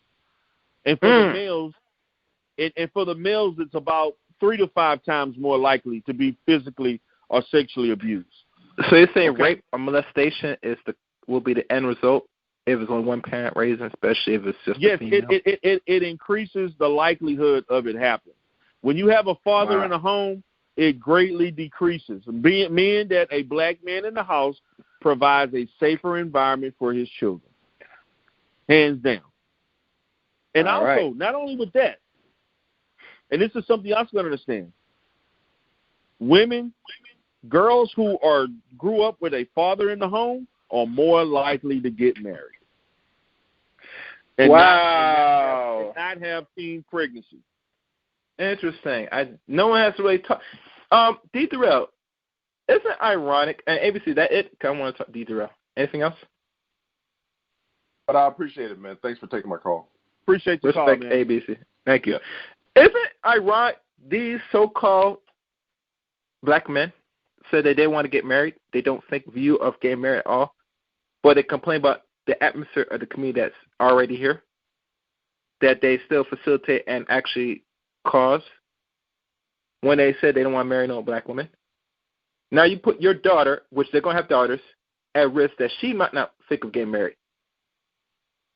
Yes. The percentages go up that she's less likely to get married. So when these dudes talking about pumping and dumping all this nonsense, you actually causing more harm than good. And here's Stephen. You go outside the community to another community, the behavior is consistent. just as well. Imagine that. Yes. What's really been telling these no good dudes about dereliction is no joke, bro. There's no way hell you're going to fix it if you're going to keep behaving the way you are. And there's too much males, because a lot of them have been underdeveloped, because a lot of them have never seen a man, been around men, never got disciplined. They're carrying the same dusty behavior logic. Not only in this community, but outside the community. That's why when they talk about the divorce rate, that same behavior, because a lot of dudes not been raised by father, that could lead to that. Because how he's groomed, how he's conducting himself, what's expected from him, not by the one, but himself, can cause that. Because now the system put things in place to help empower women more, especially one dagger was no-fault divorce. And eventually in future streams, I'm probably going to look at that in its entirety. Because I hear people talking about, but I never look into the bill itself. So I have to look at it and talk about that separate. But, yeah, the problems that we face in the community, it's only going to be up to us as men to really fix this. And there's not going to be a lot of us. It's going to probably be less of us because a lot of men are not going to get it. I don't expect it to get it. So the ones that's causing the problems, we got a lot of obstacles to correct this, D. Durell. Yes, we do. Because a lot of men are even fighting even now about the marriage aspect. Time I said, you're going to get broke, you're going to take your money. I said, sit your broke ass down. You're not a millionaire. So you concerned about this woman's going to take everything you got. And on the average, you're getting divorced under 2 years. What's she going to collect? The only thing she's going to collect, if she has children, is probably a cheap child support check. And that can't do crap for the child. Matter for the state would love to take that money and yours and let your community deprive. Imagine that. That's a real pimp. But anyway, I'm open to Sankofa. Sankofa, I got so many other calls. If it's any comment, please ask it now because the lines actually get busy tonight. So you want to say your piece? But yeah, I just want to highlight, you know what I'm saying, we got to look back on the image of the black family prior to now. You had the Cosbys, you had the Fresh Prince, you had The Different World, you had Martin, you had all these shows that put black people in a positive light. After all those shows were discontinued, they started putting, I guess the European or the Caucasoid said, we're not going to give these people a positive image of themselves. Let's give them a negative image of themselves. So that's when you start having these dysfunctional shows. So these dysfunctional shows have been inculcated in the black mind to be dysfunctional. Because back in the early 90s, I don't know if y'all are, I'm old, I was born in 84, so I consider myself an OG, old school, whatever. But we had a positive image of the black family. We had, even before I was even born, we had the 70s. Who we had? 227. We had, what was the other show? Georgia. Good Time. Good Time. We had all the positive images of the black family. Go ahead. Yeah, we have all those shows. Yeah, the Jeffersons. So my thing is, the reason why black men and black women don't have that same image is because our images have been distorted and destroyed of what the black family looks like. And the European, the Caucasoid, saw that. He saw that, black people are starting to come back together after this civil rights movement, after this Jim Crow. Black people are still together. Let's think of a way to destroy them. Let's give them love and hip-hop. Let's give them all these dysfunctional shit to basically destroy their minds so they don't love each other no more. So the image of the black man and black woman has been tainted by the mainstream media. You got Facebook, you got Instagram, all these things. You got fans only now. Black women are disrespecting themselves. Black women don't even see themselves as valuable anymore. You know what I'm saying? And that's what we're trying to get the black people to see, that we have been devalued and disenfranchised. D. Durell, take your time because I'm hearing feedback. There's feedback. Somebody got me at that line.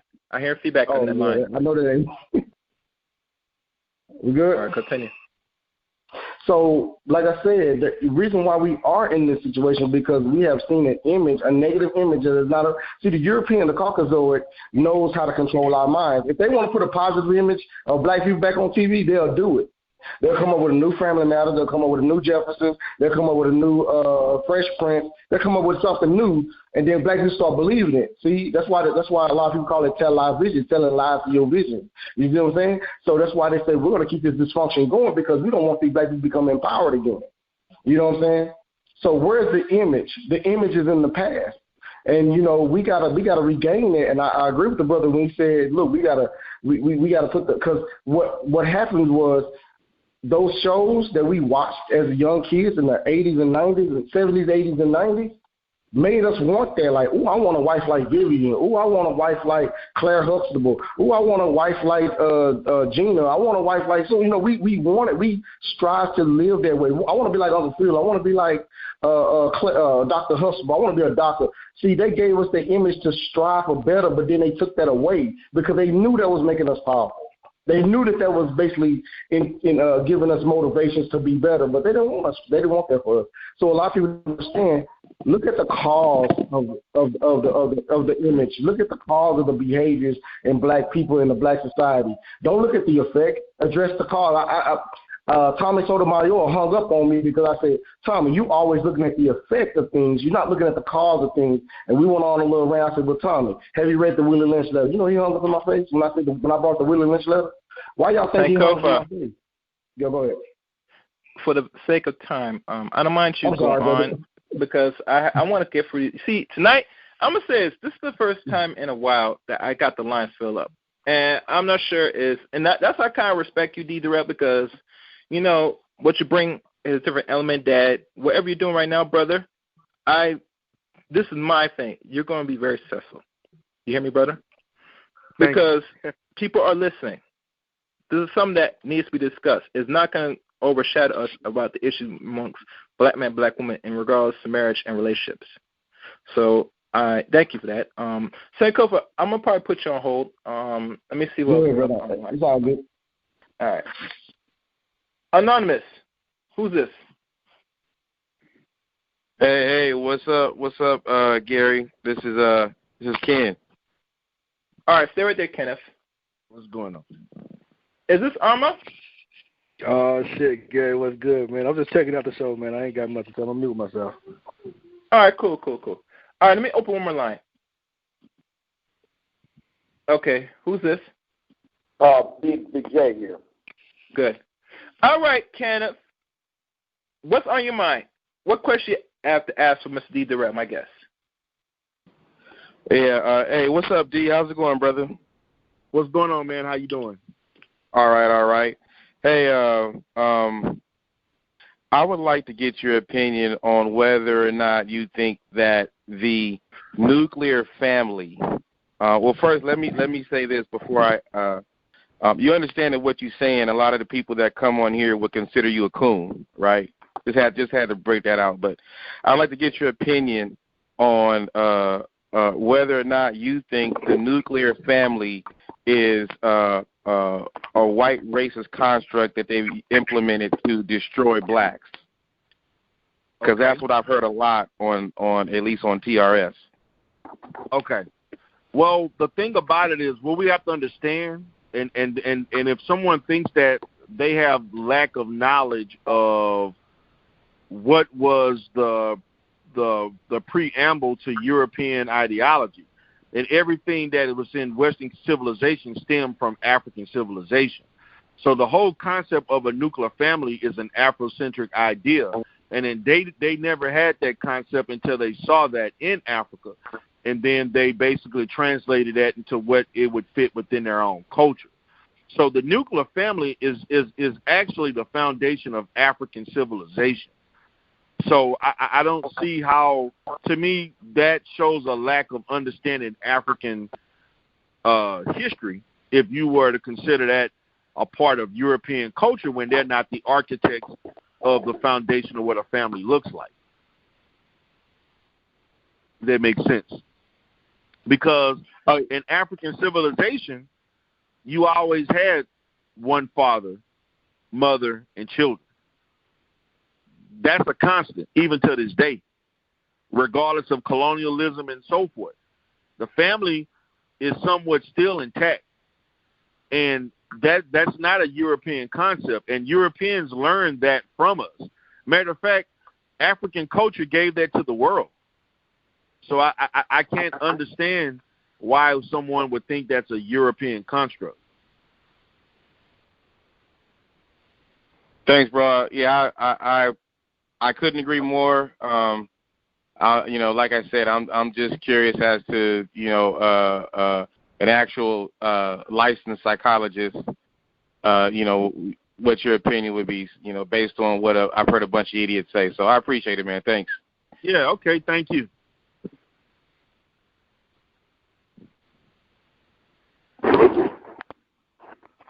Hello. Who is Big J? Sorry, Big J. What's your question? Sorry. Durell, do you have got them plane tickets? Yeah, I got them plane tickets. I definitely got them, brother. Especially if you SYSBM, I got them goddamn plane tickets for you, and I'm ready to ship you out to Columbia. I'm ready to ship you out to wherever you want to go. anyway, yo man, because man, like your freestyle man was shit. Anyway, man, I was singing that song to my damn self all damn day, man. That freestyle you did. Anyway, I have to agree with you. Then I have to disagree with you about what is. See, the problem is, though, I think a lot of the baby boomers need to leave the conversation because they want to go back to the time of Leave It to Beaver days and so forth. It's like they think, some of them have had this chauvinistic.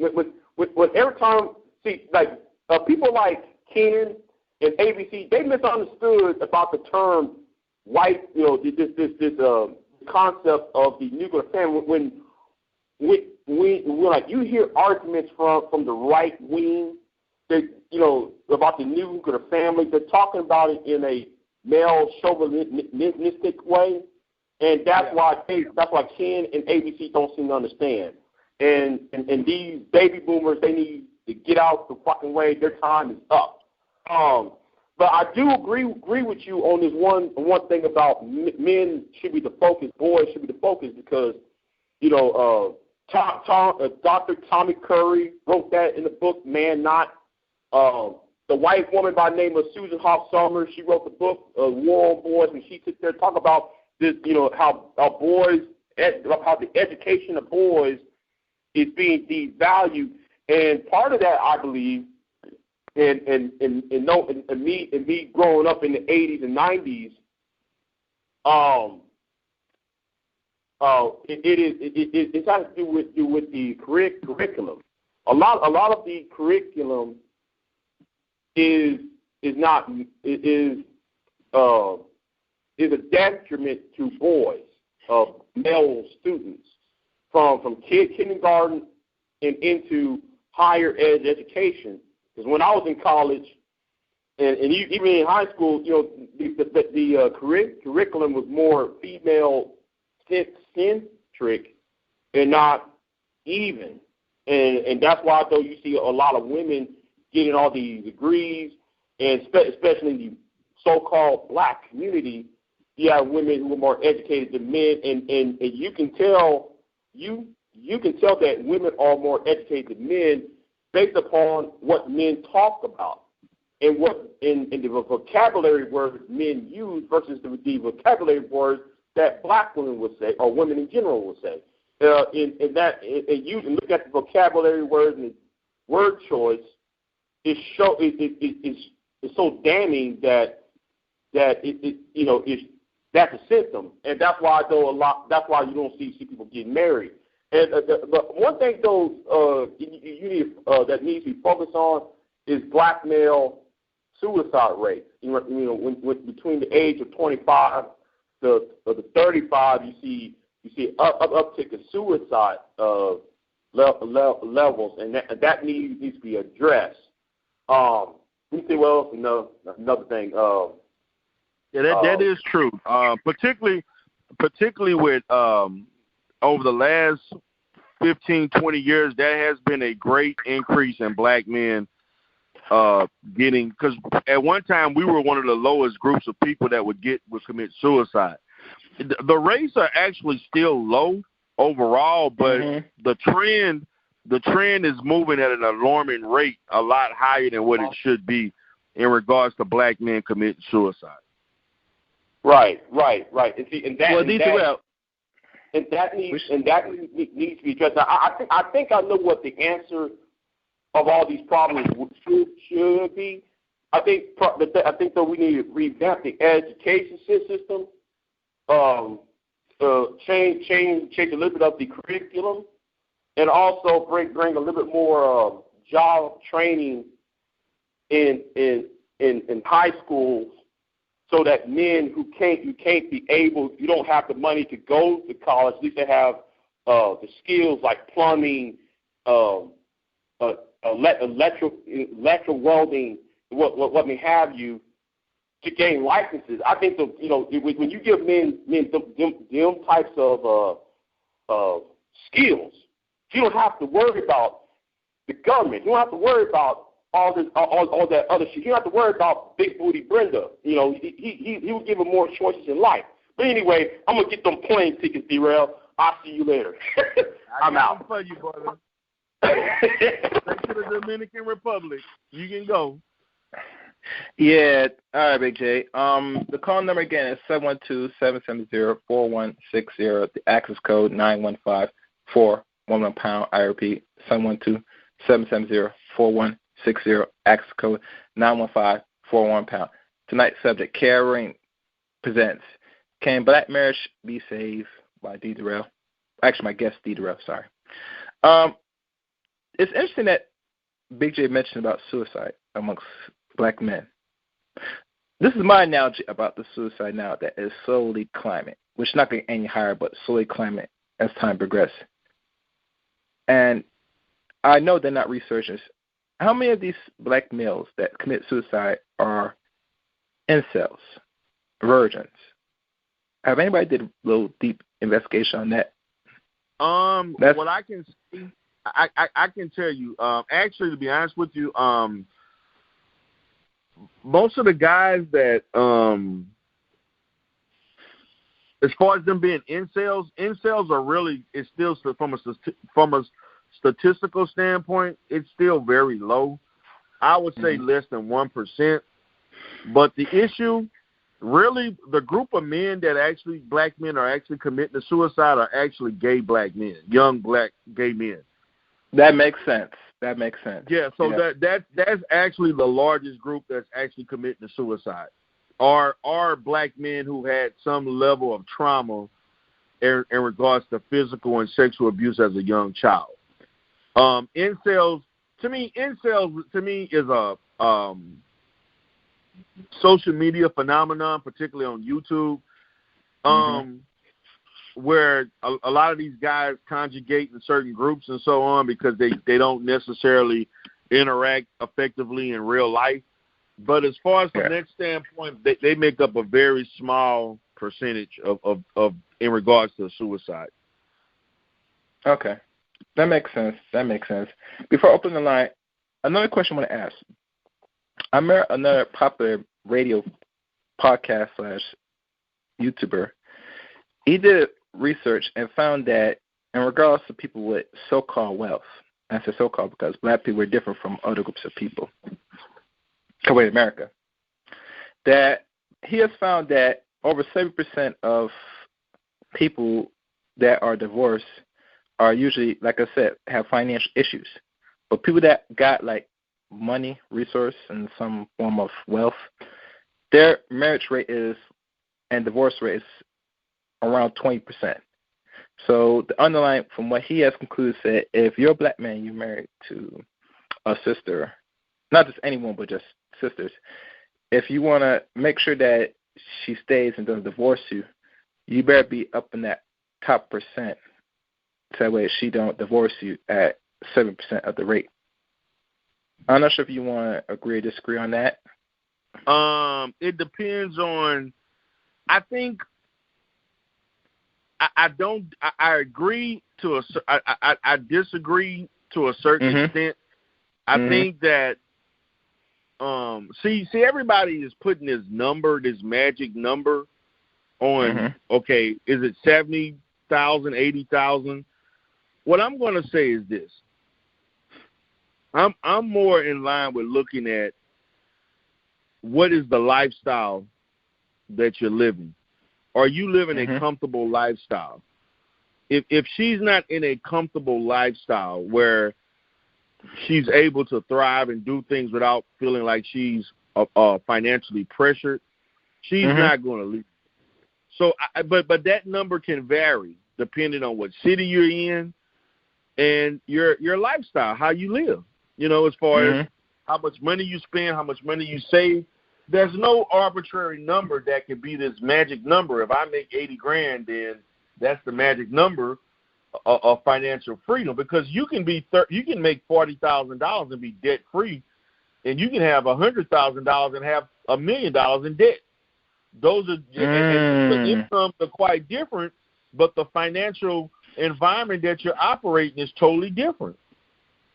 So to me, it's about economic comfortability, not necessarily how much money you make. Okay.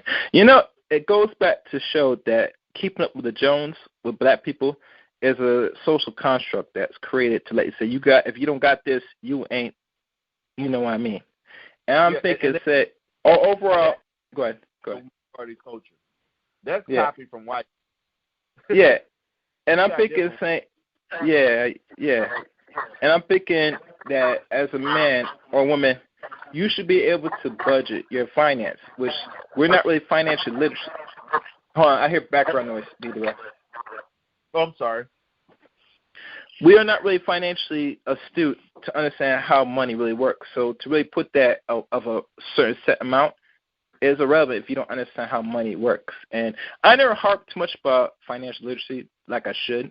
I don't push it too much. I feel if you're going to be in a relationship and you're marriage, you know, everybody should be productive. You know, wherever status you are, you always try to say if you could do a little better, a little more. You know, you have to break your back, but there's ways to really skin a cow. And with this economic situation, a lot of people are going to be struggling. You know, because what the society is doing now, D Durell, is they're shedding the middle and only having the top and lower. But this has always been in history. People forgot that the middle class was just a created construct for the last 7 years. Well, before early of the 20th century, where people were like top and low. So to find that there's always going to be that middle, you live in an illusion. It doesn't exist in history, and it will not sustain in the near future. So the best thing you could do as a person is to put yourself in a good position financially, you know. How you do that, that's totally up to you. You know, some people could work more than one job. But I feel if you don't understand how money really works, no matter how much hours put in, you're still going to be under. Because it comes to a point, you know, a check is income. It's good, but how you use it, how you go empower it and use it for your best ability to better your position in life is always determined on how much knowledge you know what to do with this paper dollar bill. That's my saying that. Now, I see some other people calling. Let me answer this. All right. Who's this? Hey, Gary, it's Big OC, man. Hey, Big OC. You have a question? Yeah, I do. With going back to a statement you just made recently about, you know, financial literacy, right? The brother Sankofa, I believe, was on the line talking about, you know, what we watched and what we seen on TV as far as the Cosby Show, you know, Different World, all these different shows we watch and the positive influences, right? But when you know, as now that I'm older, right, we get older and we should look back and reflect on what we watched as children and look at it different, right? Yes, the images were positive, but were they did many black people ever get the opportunity to see that played out in real life, right? And at the same time, were those things really what black people were striving for, or were we just looking to be entertained, right? Because what I understand now that I'm older and I'm looking at it is, we were being marketed to. We can speak as they showed us positive influences and things like that, but at the same time, when I think of Martin and I think of Fresh Prince of Bel-Air, I think of fashion, style, music, things like that. I don't see necessarily the Uncle Phil being the lawyer and the mom being this. It was more of other things that were more important in my childhood coming up watching those shows. So I just we can look now and see where black people are as far as money is concerned, and we can see that there's not many Huxtable families out there that exist. And I just like to keep it real because I don't know if sometimes I'm not going to say necessarily romanticize, but we speak about a time when I guess black people were doing, everything correctly. And a lot of us just have our upbringings to look at and the people around us when we grew up. And I didn't grow up around any Huxtables on no level at no time.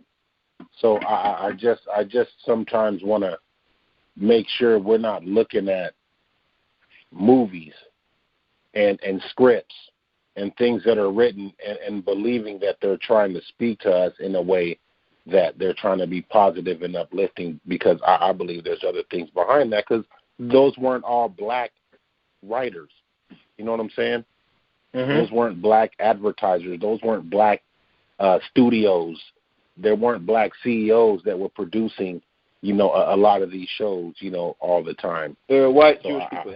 I know. Right. I know. So I try to sit back and say, I'm not looking at that for the message that they're necessarily trying to broadcast me, because were they trying to broadcast to me out of being black? And that's where I lead into when you guys were talking about black men and white women. And my question is, do you believe that as black men try to become better and their income becomes better and they're moving up a ladder, that white women kind of would open more doors for them? I'm not saying they may not be in love with that person or they may not function well with that person, but I'm saying in their minds, or is it a fact that more doors would open for them on the path that they're on potentially than being with a black woman? Mm-hmm. And that's my and some of that's based on, think about the lives we lived.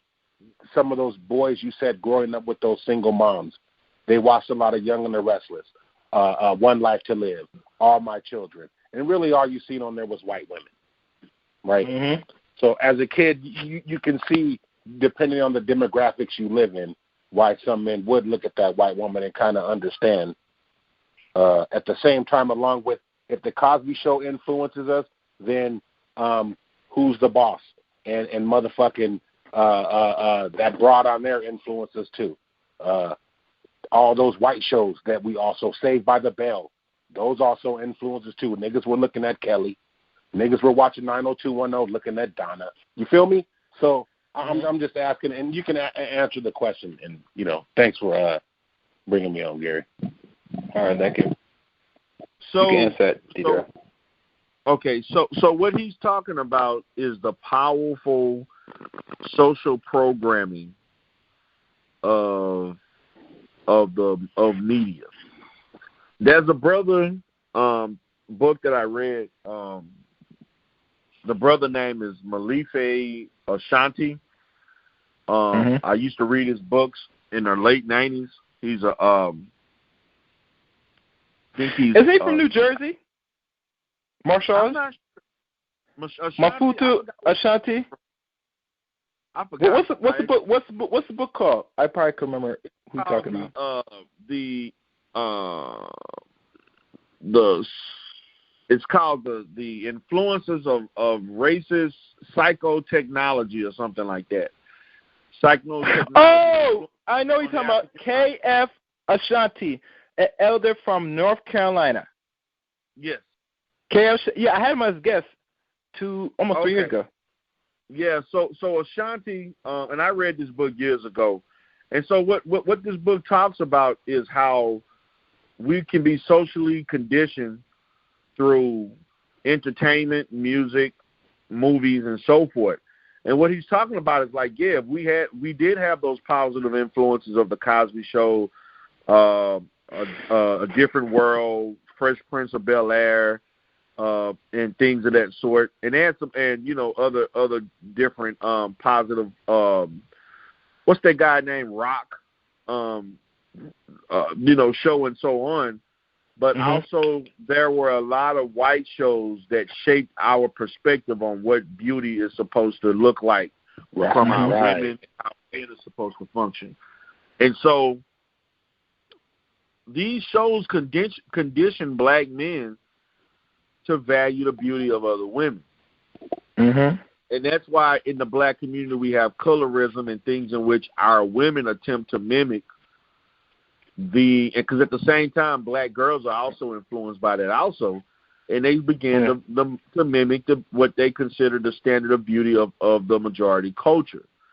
So through that occurring, we create a situation in which we're not loving ourselves for being our natural selves. And so we began to subconsciously want women of the majority culture and not value the beauty of our own women. And so what that encompasses is that, particularly when he talked about black men seeking that there's opportunities, well, the opportunities are superficial. What the black man is seeking is refuge from racism. And we subconsciously think if I connect myself with whiteness, it can somewhat shield me from racism. Unfortunately, from a historical standpoint, that's not the case. You're actually just as likely, or if not more, to receive racist interaction and comments just as anyone that's in a racially homogeneous relationship. But when you get into those communities, just like the brother from Kentucky, the DA from Kentucky, who married a white woman, and everybody at his wedding was white, none of his black family was there. They give you the illusion of inclusion from a psychological standpoint. They give you an illusion that you made it, the illusion that you're part of white society. But the minute that you do something that they don't like, they will remind you that you're black.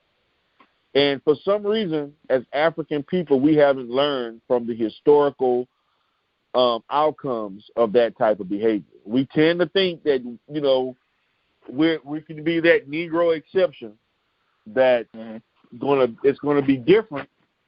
And then it could be 10 years from now, 20 years from now, 30 years from now. But the event of history shows that at some point, the longevity in that is not going to work. There is going to be a racial situation that will occur that's going to make you think back twice at what you've done.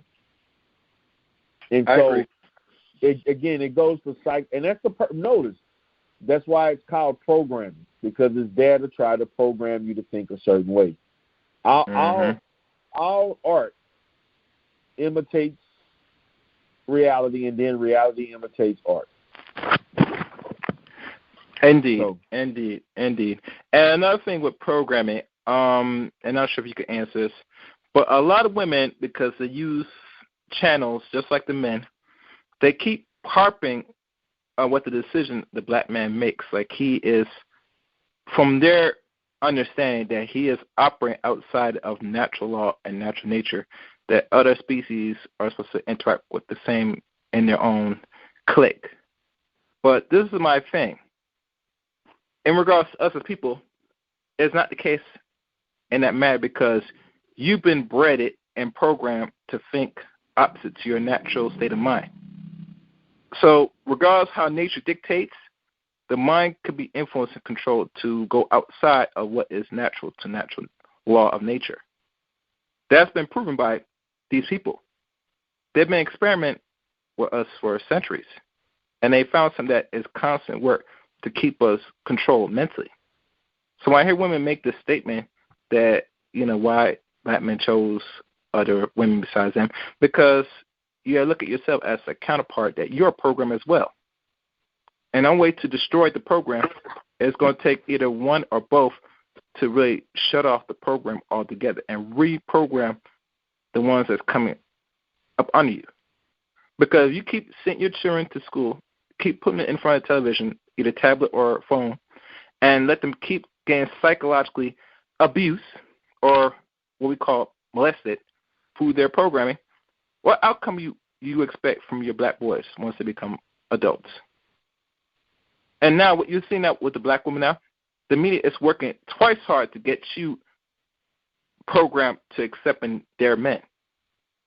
So if you think that being programmed is not the result of why we think the way we do, you are sadly miseducated, like the society wants you, and you're going to fall into the traps. You understand, D. Durell? True. So I'm not sure why when women feel that everything's wrong with a black man. Yeah, we just dropped the ball, but you got to understand, as long as these boys are being programmed and you as a mother or father not doing anything to push back the program, or we as collective try and create institutions to combat the program that's already existing in us mentally, then the only thing you're going to get is the same outcome. Insanity is the rule order of what they call white supremacy. And Ms. Willis said best, for a race to operate the way they have to do, you have to be completely backwards. People don't understand what it's not just turning backwards in all its entirety. Backwards in your think, backwards in your behavior, and backwards in your actions. Until you get that really in control, which we can control now because now a lot of children are not going to school like that in certain states like that physically. Yeah. You got to take the responsibility as a mother, because most of y'all are raising these children, that what outcome you want for your sons and daughters, especially your sons. Are you raising a noodleback, or are you trying to raise someone that's going to compete and eventually what they call quote-unquote overthrow, if there's such a term? The choice is yours. It's not with these people, because these people are going to continue doing what they're doing. And all you're going to do is either going to be a part of that program or not. And black people don't have the courage to say, no, I'm not going to follow this program. So exactly. We have to have the fortitude to we can't just seamlessly fall in line with white supremacy. We have to push back on stuff. We have to. Okay, this one I'm going to do, because I have one more question, but I'm going to open these last two call lines. Y'all guys, if you have a question, I'll write that. But if it's a comment, keep it short if you can. So I'm open two lines. You, Sankofa, and Joshua. Yeah, guys? Hello? Yes. If you have a comment and question, either or, try to keep it very short if you can, please. Yeah. You hear me, Gary? Yes, go ahead. Okay, I want to say to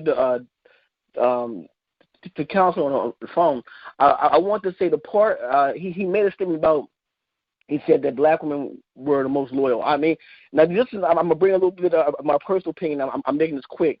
Who is she loyal to? Because when you said to me, a black man like me, I said, well, who is she loyal to? Because she's not loyal to the Matthews of the black community, and she's loyal to the poo-poops of the black community, this in that sense. So, and for me, I think I always got to be careful when I hear people say that. I got to say, well, damn, who is she loyal to? Because if you talk to brothers, say, quote, like me, they have a whole different perspective on that. Go, who is she loyal to? So, because if she's not being loyal to the Pookie, I guess I kind of hate to say that term. But if she's not being loyal to the knuckleheads, she's not being loyal. I know she's not being loyal to the brothers who want to go, who are talking about these type of things, go to college, who is not walking around with his pants off his ass, etc. All these different things. And then again, if you take a certain demographic of black women who are in college, she most definitely ain't paying attention to either, because her ideal is looking at white men from the start. So what I'm saying, when you say she's the most loyal, I disagree with you. But again, we're entitled to have that opinion. But again, Can you explain why you're saying she's the most loyal? She is the most loyal statistically because she's the least likely to date out from an interracial perspective. Black women don't want to date outside of their race. They date outside of their race less than 7%, as opposed to black men dating out about 30 to 35%. That's a huge difference. And the issue is not the fact of the issue is that the issue of a black woman is not that she's not loyal. The issue with the black woman is that she doesn't know how to pick a good man. That's the issue. The black woman doesn't have the guidance of a black father raising her to know what a good black man looks like. That's the reason why guys like you talking about yourself are being overlooked, because she's been programmed, as we've been talked about, to look at other people that are glamorized through media and music and so forth as being the it guy to be with, instead of looking at the guy that keep his nose clean, has a job, who's consistent, who's going to treat her properly. And for some reason, the good stable guy has been overlooked and has been seen as being boring. That's an issue in the black community. It's not that she doesn't have loyalty. It's the fact that she doesn't understand the vetting process or what is a good man. The black woman has been programmed to think that the thug and the exciting guy, the jock, and all these guys that are not going to make great fathers and be responsible husbands are the it thing to date and be with. And the guy that's, the guy that makes 40, 50, 60 grand or whatever has a decent job. He has no debt. He does everything correct. He doesn't have a record, no felonies, and all of this other crazy stuff. That guy has the hardest time because that guy is not valued in the community. No, he's not. And again, until we began to glorify these guys, because the bottom line is, white women look at those guys. White women know them. White women picking them every day. So how is it that white women are choosing these men that black women are overlooking, and black women don't understand that those are the guys they need to be with? I'll tell you what. Let me say one thing, Gary. Let me say one thing so I can get off the line. The part about when you say statistically, they show that, you know what, I still think that statistic is skewed, because black women do a lot of dating with white men. I'm telling you, I spent 38 years in California. Bro. Yeah, but I'm saying I've seen a lot of black women dating white men. Now, I don't. All right. Hold on. Let me say this, Joshua. Hold on. Let me answer this, Joshua. Cause I know you brought this question from my other guests a few shows back. I'm gonna be honest with you, Joshua. Listen to me good. We don't count dating. Okay. Hold on. We don't count date. Hold on. We don't count dating in regards to what women do. I always count, and this is me as a man. Are you married? If you're not married, all you do is fucking suck it. End of story. Yeah, you could have the option to date them, but unless that man gives you that ring and last name, that's when the line really showing something to me. Yeah. I don't go by dating, because a lot of people date every day, but unless it's something more serious, long term, and actually legally, it's bullshit, bro. I'm saying right now. Unless you see these, no. You understand? Unless you see these women, right? In California, because you said dating, Gary. That's why I said that. Gary, he said dating. That's why I said that. He said dating. So I'm only going by what he's saying. He's saying dating. So I said, what's in that statistic? Even dating, they don't. Mm-hmm. I mean, that's why I asked you where you live, because where you live may be indicative of the culture where you're from. They may do that. I mean, because I'm gonna say this. If you look at the West Coast and the Northwest, like Washington, California, Arizona, Nevada, you're going to see black women more prone. But when you go into the South and the East Coast, no. Midwest, no. That's not the culture there. Especially the South. Black women are not dating these white men. They're not dating Asians. They're not dating these men. They're not. I mean, it's just a reality. I mean, I can show you research time and time again that's going to prove that. Because if they're dating them at such a high rate, why are they not marrying them? The dating will have some reflection of who they marry. It's only 7%. The marriage is indicative of who you date. There's a correlation that's there. The dating is a bridge to marriage. I mean, yes, you may see in your state or in your city black women choosing these guys and doing all that stuff. But you know what? They may be dating them.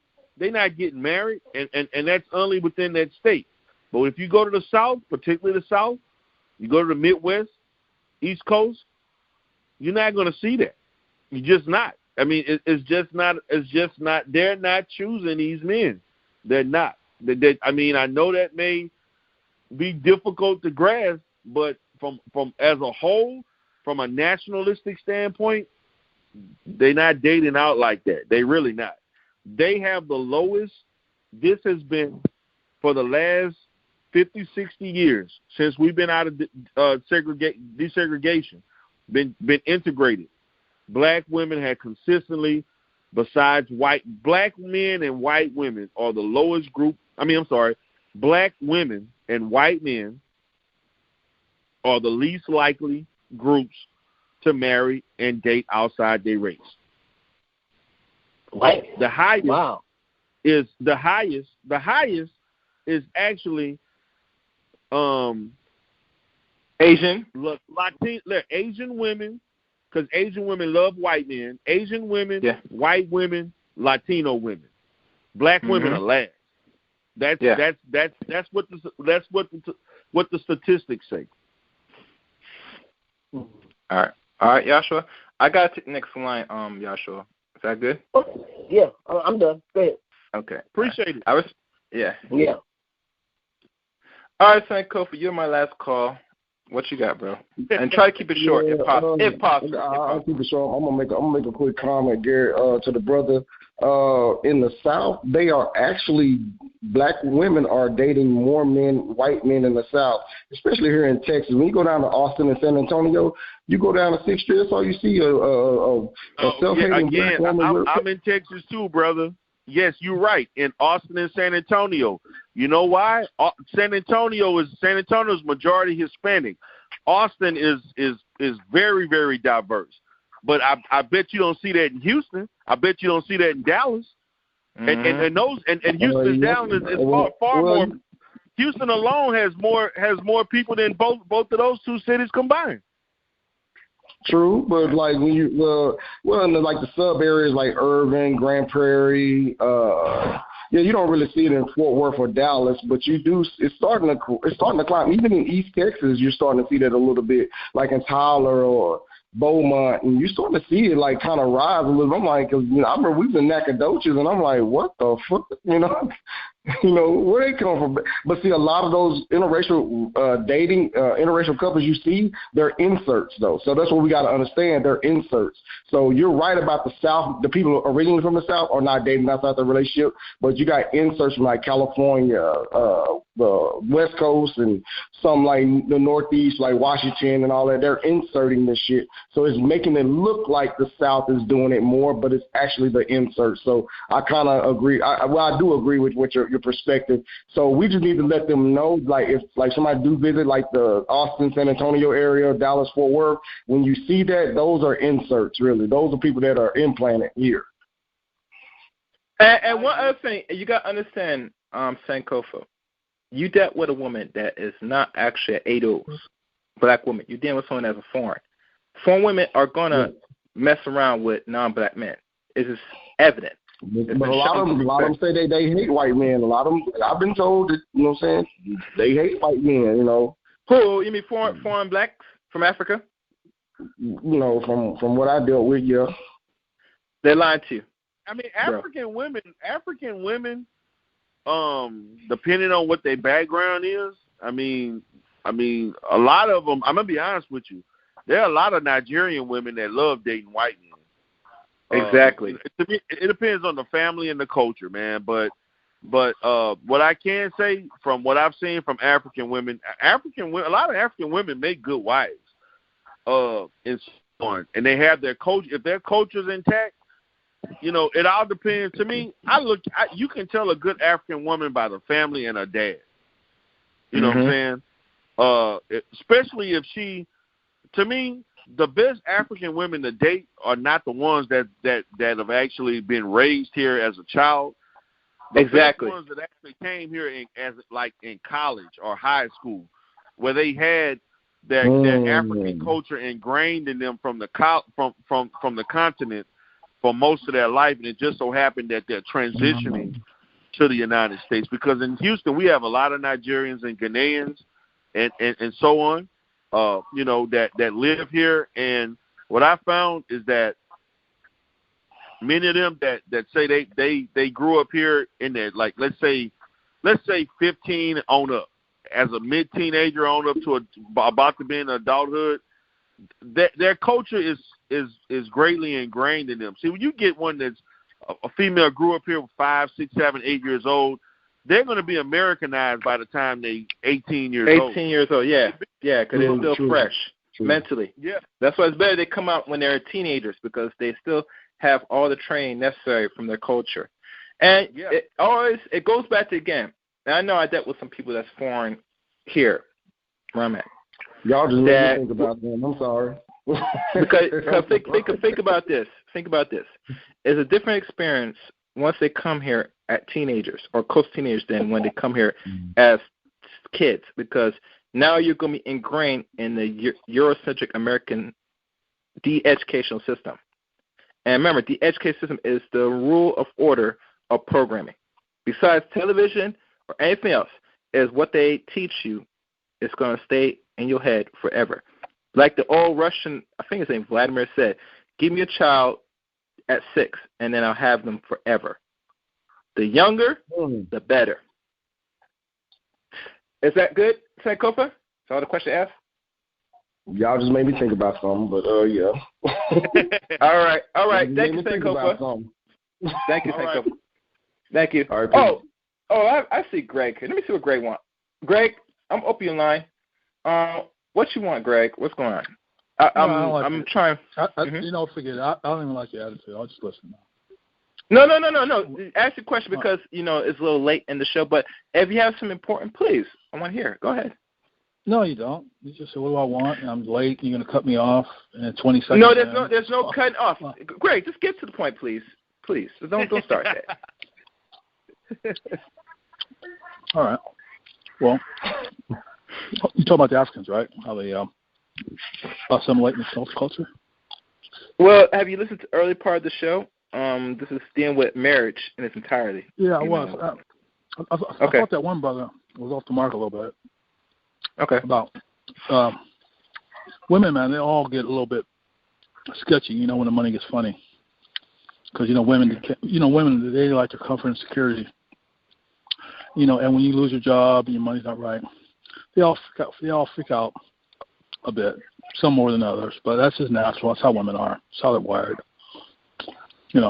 And one more thing the brother said I kind of disagree with is that,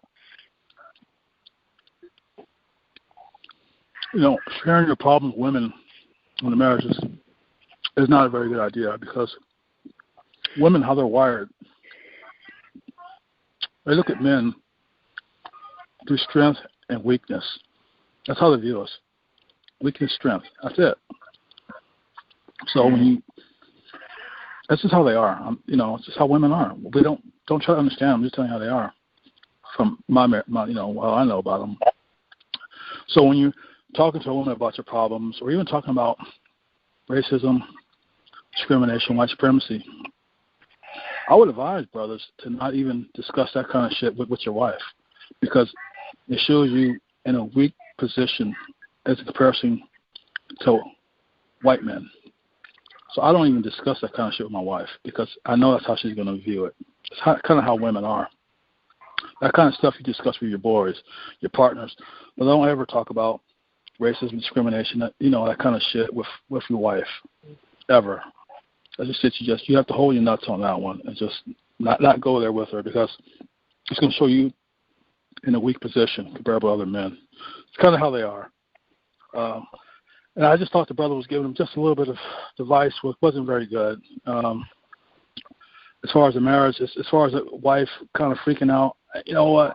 If you know my opinion, if you're going to get married, you need to put up a little bit of money. You know, maybe 2 months worth of rent, or try to have a couple thousand in the bank. So, something happens, man, you aren't freaking out like the next week. You got to have a little bit of cushion. It's just lowers your stress level.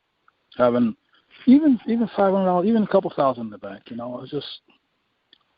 it's just better to have that. Don't be living paycheck to paycheck. Just put some money up, man. And in case shit happens, you get fired. You get into one of the white boys on the job, because if shit happens, I've gotten fired. Going off on one of the motherfuckers. You got to have some money put up for them.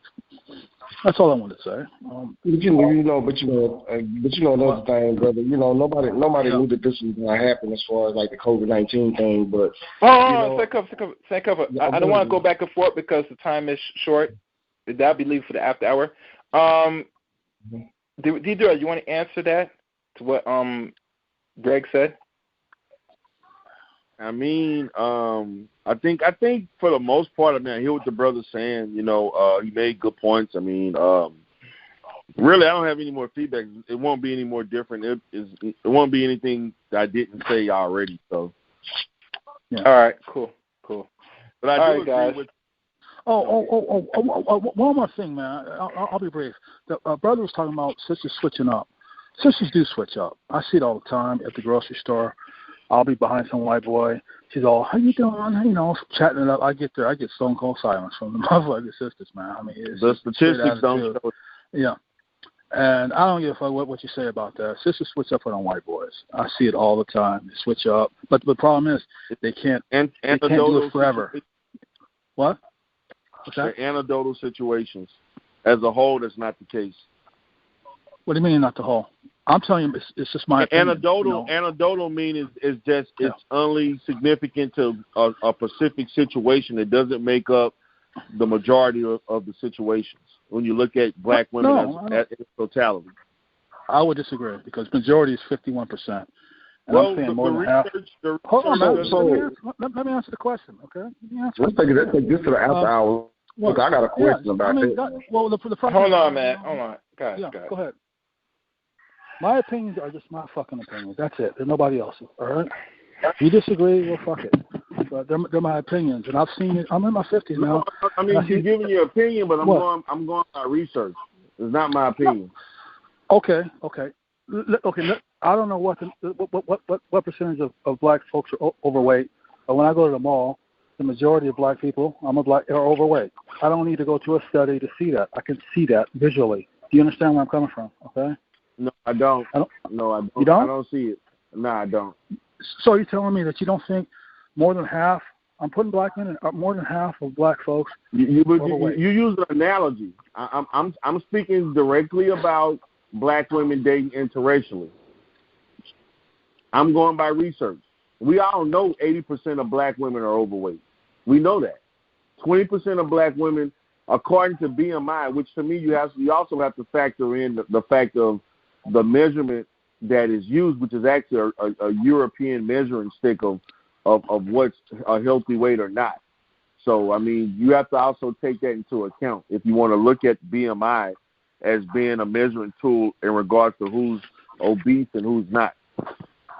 No, I don't. I'll tell you why I don't have to do that, because I grew up in the 70s, and black women were not that fat in the 70s. So I don't need that shit, okay? My vision. I like a woman too. That's a food issue. Well, you think women are beautiful. I mean, it's a fact, bro. When I grew up in the 70s, I didn't see that many. I didn't see teens that are fat. Middle school girls are fat as shit. Black women are fat. Black men are fat. I mean, we're a fat race. I mean, I see it all the time. So, Greg, let me ask you one question. Greg, let me ask you one question. And second, I'm just gonna put you on the hold for a second because I got to wrap this up. So, Greg, you said during the 70s you didn't see a whole lot of overweight people, particularly black women, when you were a boy or going as a teen in the 70s. Am I right? Yeah, we saw it more like the older women were fat, but that's old. But now, go ahead. So now we go into the 80s. You see a trend starting to develop, right? I'm seeing a trend in the 80s. So now we have to go to the cause and effect. What has happened to our food going on up to the end of the 70s? Well, what happens is they put growth hormones in the food, and we eat a lot of fast food. And not only hormones, they also put sugar. And we all know starch and sugar is the leading of fat that will cause heart disease, diabetes, all that plays in the health of not only black people, especially black women, but Americans in general. Yeah. So if we're going to really be honest about this thing about the weight pound of our community, we got to be honest, saying the one of few facts, do we control the food in this country? Do we produce our own food as black people? Answer is no. So that means you're eating food that's already produced and made by other people. And we already know this country is heavily a capitalist system to say, if I poison you by the food, you're going to go to the hospital, you're going to pay these bills, you're going to buy my medicine, and you're going to die prematurely. That's the rule order of capitalism. Well, I disagree with a lot of things. Now, hold on. So let me stop. So I'm only saying this because to worry about the fat issues of our women should really cautious with the weight and lose the weight because they should not do it just for look good, but they should do it for health concerns because the obesity rate is not going to change in America. I hear too much rumors now saying that now, even when they come up with this vaccine, it might not be effective because people are overweight. So I always ask this question, if this is true. What is America doing about the obesity rate of Americans? No one can never answer that question. You know why? Because they don't want to fix the problem. They only deal with the illness already and want to perpetuate by patching the problem. They don't want solutions. So the only thing you as a black person, man, woman could do in this environment, and I'm dead serious about this environment, is you're going to have to take control of your food and only take control of your own food, but you're going to have to really take a conscious effort to do more exercise. Because what you notice now with technology now, it's going to make you more dependent and lazy than ever. And that's just the honest truth and fact, regardless how you view it or not. Now, D. Durell, you could say something. I'm going to open this last line. I mean, I hear what the brother is saying. Hey, Jay. I'm Jay and Wancy. Hey, what's going on? Go ahead. I'll let him finish. Go ahead. So I hear what the brother is saying in regards to things and obesity and so forth. I mean, regardless of what measurement stick, I mean, as a race, we are an unhealthy people because we still eat a slave diet. And until we get off that slave diet, we're going to continue to be overweight. And an issue, to me, I think that the thing that we can do to combat that is we actually don't have a culture of exercising in the black community. I mean, our males, for the most part, exercise through playing sports. If it wasn't for playing sports and things of that sort, black men would be at an alarming rate of being obese too. And that exactly. That's what actually keeps our boys from not, because we actually have a high participation rate as far as playing sports and stuff like that. That actually keeps the percentage down. But we don't have a real we don't have a culture of exercising and staying fit. Look at the black church. The black church is the way you see the images of the black church. You see women in there overweight. They cooking stuff that's not good for you. These family cookouts, eating all this greasy, high cholesterol stuff for holidays and so forth. We have a culture of overeating. This is the bottom line, and we're eating every part of the pig, and we need to get away from the slave diet. That's what I have to say. If we did that, we'd see our women a lot more healthier looking and better shape. Well, it's funny because of what he said earlier, Gary, that as a whole, America has a food problem. It's an obese country. If you start going to places around the world, they'll say Americans like to eat. They don't say black people like to eat too much. Or I see fat white people, fat Hispanics, fat Asians, but for the most part, maybe more of whites, Hispanics, and blacks that might be overweight in certain areas, but I don't see it. I think people are exercising more than ever in this time than ever now, and more health conscious than ever. They're getting on that road. It's already happening. I see in the urban community opening up more health type of places, health food, vegan places, places where they sell smoothies and things like that. More in the urban community than ever before, because before I never used to see stuff like that. Now, what would you say when you talk about African women being here and not being raised here? That means that when they come here, or any woman here Americanized, it's a bad thing, right? So I just say, and not to say that is or isn't, but some people might say that, or one or the other. But I wanted to go in and say, well, what do you say to women that say, well, black men are too Americanized, and they're not like the African man, and they're not the way they should be? What is the argument for that? Because we want our women to be more submissive or more cultural from the roots of where they come from, foreign places.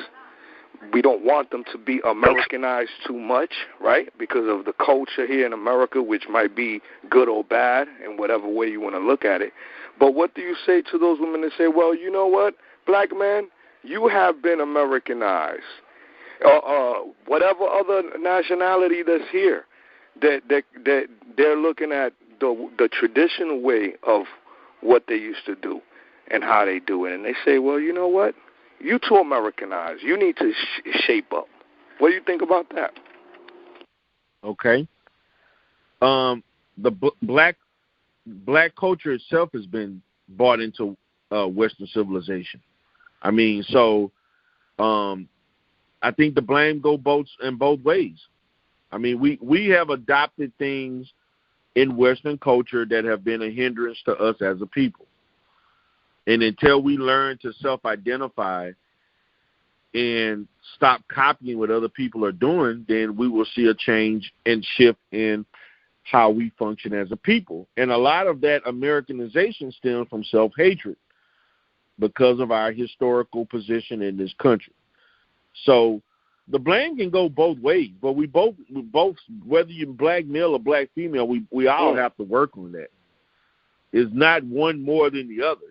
It is entrenched in our culture in both genders. Right. I mean, okay, so it goes both ways.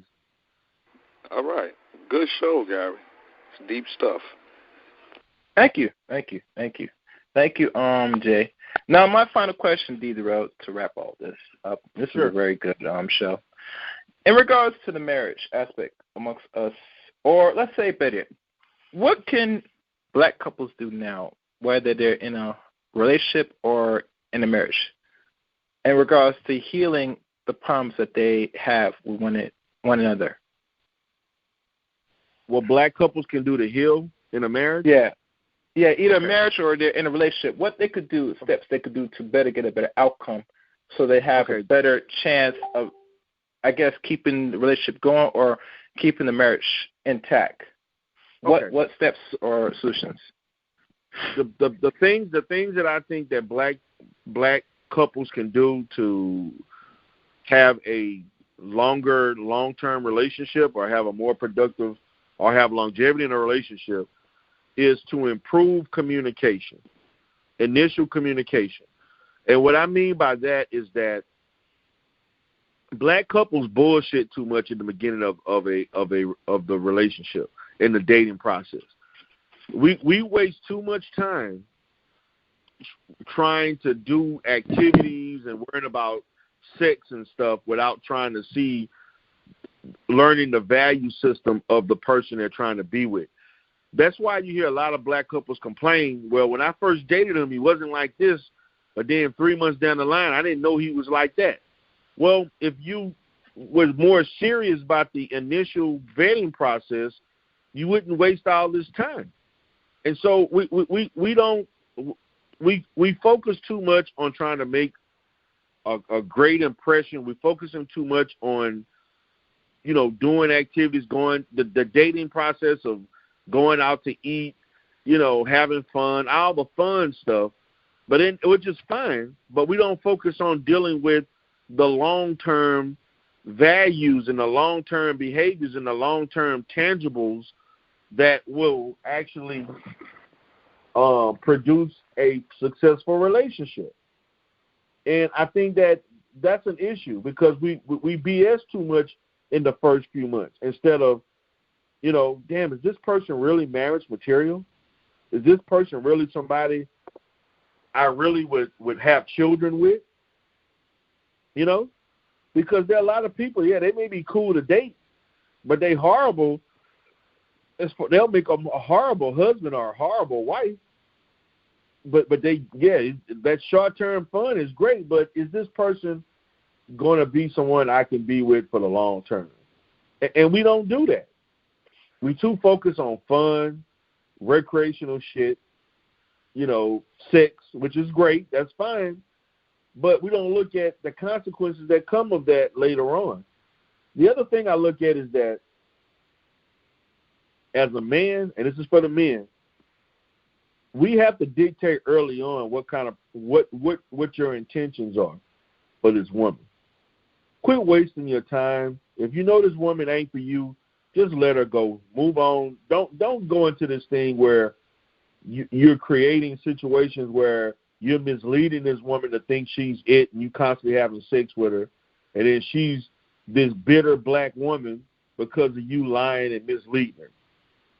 And our community is full of bitter black women who felt that they were taken advantage of or misled by black men. Part of that is their fault, but also part of that is actually black men's fault.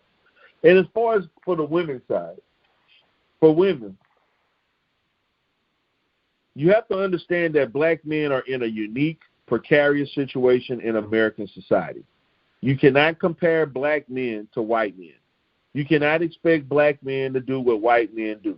You cannot judge the manhood of black men as opposed to that of white men because we have certain historical circumstances that no other group of people have.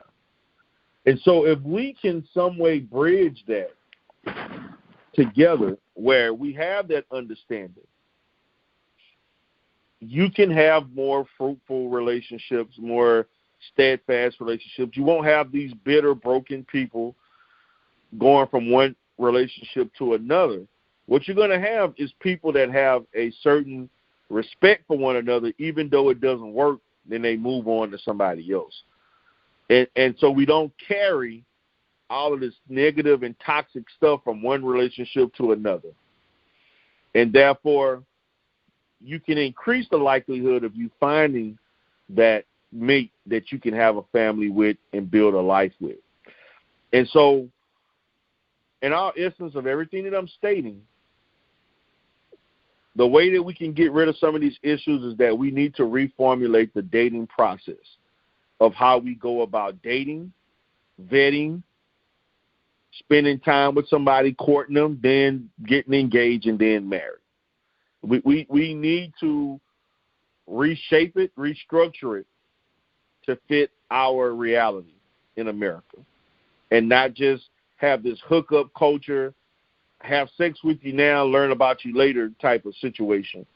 All of those things lead to devastating consequences in as far as from a futuristic standpoint. We have to take dating more seriously and so on and not waste your time with people. You don't really know that the person is not fit for you until 6 months down the line when you could have actually known this within the first 2 months. So those are the things that I would look at. We need to reshape the dating process, the mating process, the vetting process. Excellent. And 2 months is actually somewhat fair. I would say 3 because on the average, most men and women don't understand. A man makes a decision after 6 months if he wants to marry you or not. Don't take a man 2 years and usually, ladies, why it takes such a short time because depending the outcome of where y'all going with this, 2 to 3 months is just a halfway point. What you could tolerate and what you don't want to tolerate. And in the last 3 months, is that last of the vetting process. And then eventually the dude will sit there, give you offer that either you want to refuse or accept. And that's how it goes, So exactly. What I do is talk about more, and usually I'm very lenient in this society, especially amongst us as black people, that, 2 years, depending on the age of the woman, you could mess with it per se. But as she gets older, as a man, you should not hold it any longer than that, because women don't have the luxury like us men, We could wait long until we get married as men, but as a woman, her time is very valuable, especially in this society. I mean, if you look at now with this YouTube thing, a lot of dudes tell most women, you're at the wall stage, you're this and that no man wants you after some age. And I say that's possibly true, but here's this, If she doesn't have actual strong father growing around her, then her vetting process is going to be skewed. And it gets skewed to the point, like the other brother said it best, it said, y'all ladies going to have to pay for a matchmaker and all this stuff just to find a dude that's suitable. If you had to spend money just to know how a man operates and think, particularly black men, because that's what black women still want, then it's really much a slap in the face on your end. But like I said, ladies, don't get to that direction, If you're a certain age now, if you're not 30 yet, and let's say you go to school and all that stuff, and you look and you're thinking about it, don't waste more time. Just be blunt. Tell the man up front you're looking to be married. And I believe, and I guarantee you, that's going to cut off a lot of the, prospects. So that's simple. A lot of men today, if they say they're not seeking marriage, then obviously you don't entertain them no longer. So that's simple. So I will leave it on that note. D Durell, is there any information people could find you, where they could find you at or follow you? You can give that out. I can. You all can follow me on YouTube. All you have to type in is D Durell, D space Durell, Derell.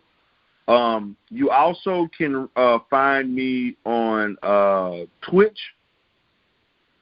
D Durell Twitch actually. I'm sorry, which is Derell CC. I'm on Twitch also. What else am I on? Oh, you can also look me up. You can type in my name, D Durell, on Spreaker. I have a podcast called Free Your Mind on Spreaker, iTunes, iHeartRadio. I'm on a variety of different platforms. You mean on the podcast section, like the Anchor, where they find you in 8 different podcasts, like Spotify, Google Play, all that stuff? Okay. Yes, I have a account with Spreaker where I'm pretty much on a variety of other different platforms. You can actually type in D Durell Free Your Mind.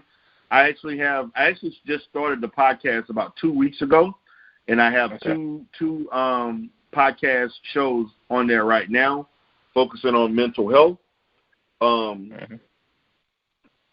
And also you can reach me. You can see me on Facebook at D Helper, DEE Helper, HELPER, and you'll see my avatar and so forth on Facebook. Hold on, let me type that now.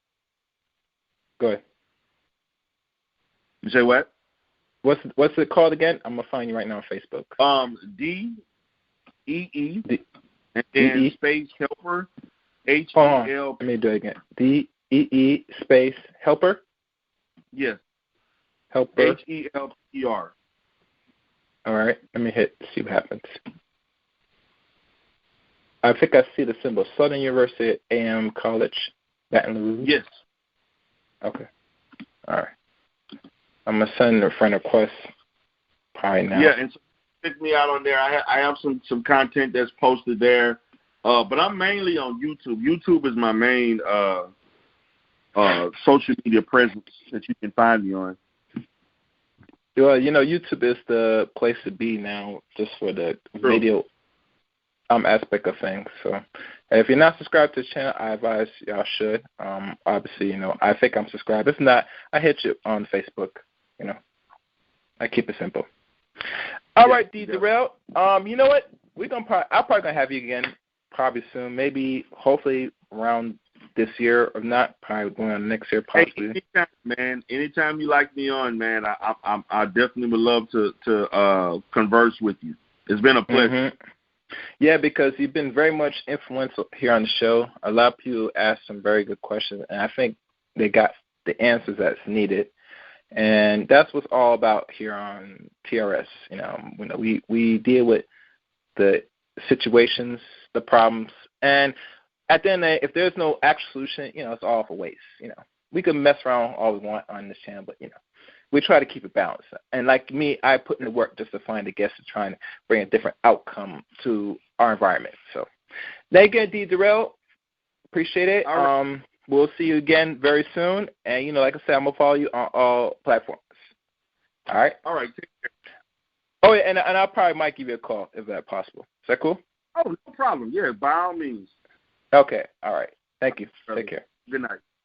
All right. I'd like to thank everybody for listening to tonight's broadcast. If you missed anything from today's show, you can go back to the playback on Facebook, potentially. And if not, if you can't find it on YouTube, I will put it on Chaos Reign channel. So be on the lookout. This will be an upload very soon. But other than that, thank you again for listening to this broadcast. And tune in to the next broadcast. It's going to probably be interesting and good. But other than that, thank you again. Take care, and good night.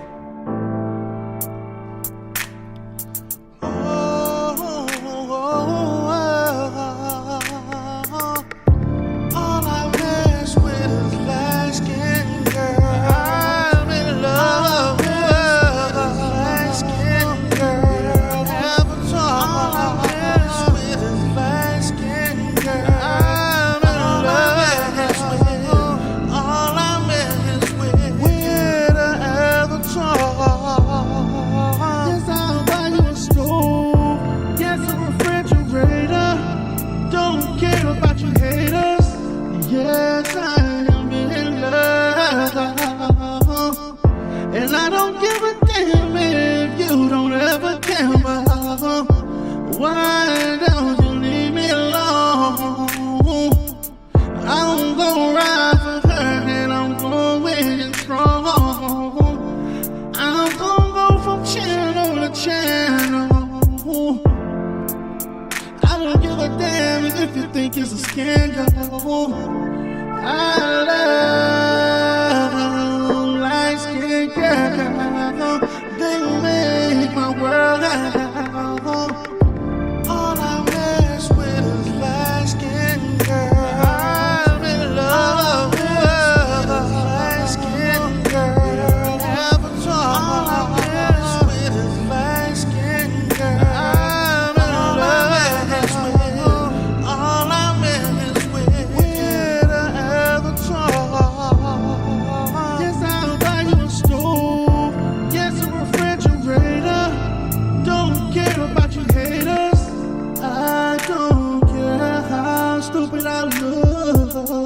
I have a form and a wall that got me shut.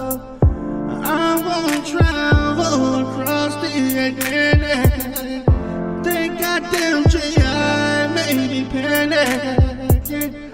I almost lost it to Game Changer, but she turned them down. She want a big ass black ass sailor. I'm in love with a light-skinned girl.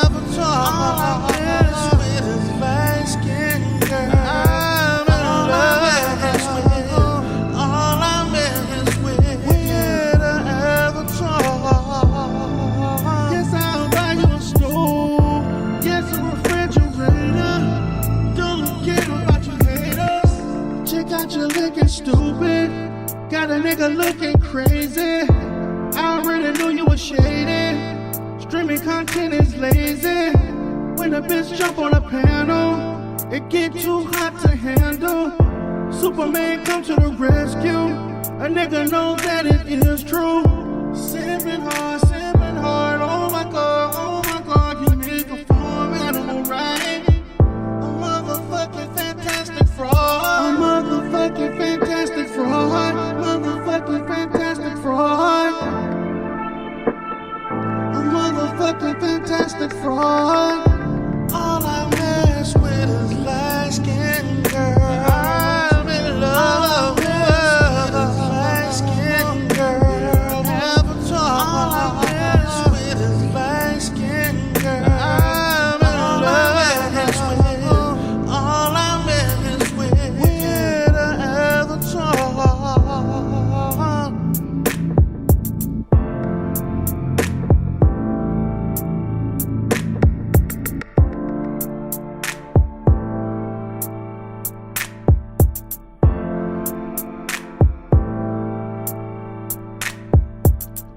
Type of citizen at all? Have they proven themselves to be anything worthy of deserving your attention? Some of them, yeah. I mean, is Jessica on stage dancing naked? Well, are you talking about, wait, are you talking about strictly for Jessica, or are you talking about for the stream overall and the chicks that are on the panel? Oh, no, I'm talking about strictly for Jessica. I see like so I stepped away for a bit, and then I came back, and next thing I know, several brothers are talking about women being naked for a camera and shit like that. So no, I'm talking about that portion. Alright, well, hold on, we'll cancel that and put a pause on that one, brother. The main thing is back in the ring. So, hey.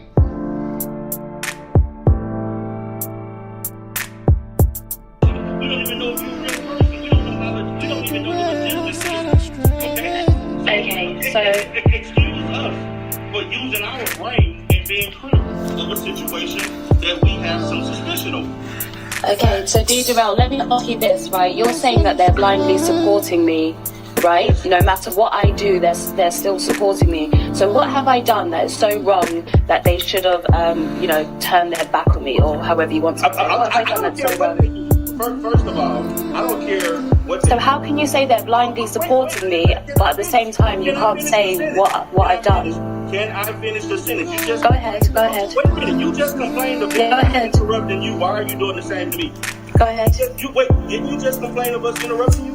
Yeah, sorry, go ahead. So don't get involved in the same behavior that you claim that we were doing to you. Okay, go on, go ahead. That's hypocrisy. So what I'm saying is this. I'm going to tell you the things that you did that were wrong. Number one, that BS you did with Super Slide, that was wrong. That was enough in itself. Now, and then other things is that whenever you talked about American women in the manner in which you talked about black females, okay, I think that was wrong. Number one, you've never been here. You've never interacted, as far as I know, with to. She might be American. We don't know. In the continental American, the United States, you've never been here. You have no right to criticize Black Americans or American culture. That's just like me doing content on Black British citizens, and I've never came into contact with them, and I know very little just based on what I see on social media and on YouTube and other platforms. So yes, I have issues with that. Just like, and not only do I have issues with you with that, I also have issues with Baba Tunde doing the same shit that I had to debate on him about the same thing. You have no right to criticize or talk about new content on Black Americans, and you don't even have legitimate contact with them.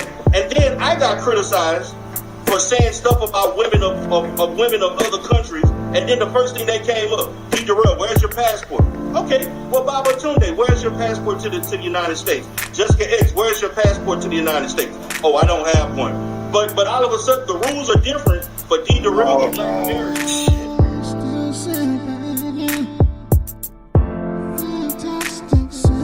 I like it, but I reached a point of the pleasure that I shut down. I That's what I'm saying. Like I said, my whole thing is like, it takes too long to, like you said, get there. I don't believe that, when guys say that, I just think you just haven't had it done correctly. Yeah. No, I have had it done correctly. Jessica. Oh, Jessica trying to get them. Jessica trying to get them subs up. I'm not saying that it never happens. I have had it done correctly, so I know it's possible. I'm just saying it's rare. It's rare that it happens. Yeah, that's what I'm saying. Yeah, same. And I know I don't get on camera. Yeah. It all seems correct until you have someone do it better, and then that becomes the new standard of correct. Well, Jessica, have you slapped anybody yet? No. All right then, goddammit. Same here. You know what I hate? You know what I hate, guys? I hate. What the fuck? No, that's fine. No, I don't come You're supposed to tell her so she can fucking be able to swallow it and not lick it off. Now you gotta tell her. No, man. That's just like, for me, like, I don't even, the head shit don't even work, but like, for me, like, that's like a requirement, man. That's that's the one thing that I got from porn is like a godsend. Like, that shit is a hate, so what?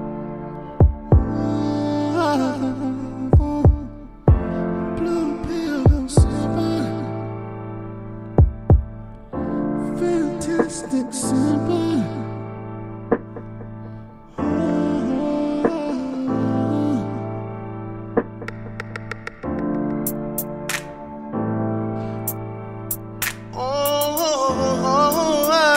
Yeah. Let's celebrate all the dark-skinned ladies, all my dark-skinned queens. Oh, yeah.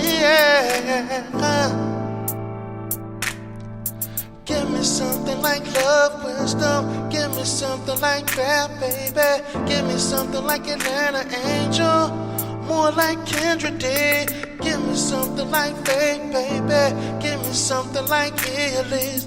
Give me something like Crystal. Let's learn about Crystal. Give me something like Bayou Bunny. More like Concrete Rose. Give me something like Sister George. More like Custard B. Give me something like Tasha K. Layla Lynn. Oh yeah. Give me something like King Gonda girls. Give me something like Rashida, baby. More like Rashida, baby. Give me something like Rashida, baby. More like Rashida, baby. Give me something like Rashida, baby. More like Rashida, baby. Oh, like Rashida, baby. Rashida, baby. My dark-skinned queen. Oh.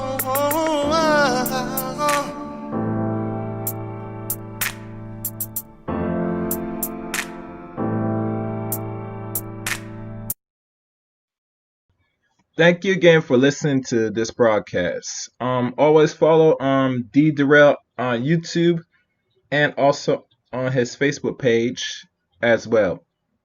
The links will probably be in the description. But like always, comment, subscribe, and like this video. Also, you can follow me on Twitter at ChaosReign7. Thank you again for listening. Until next time, let Chaos reign.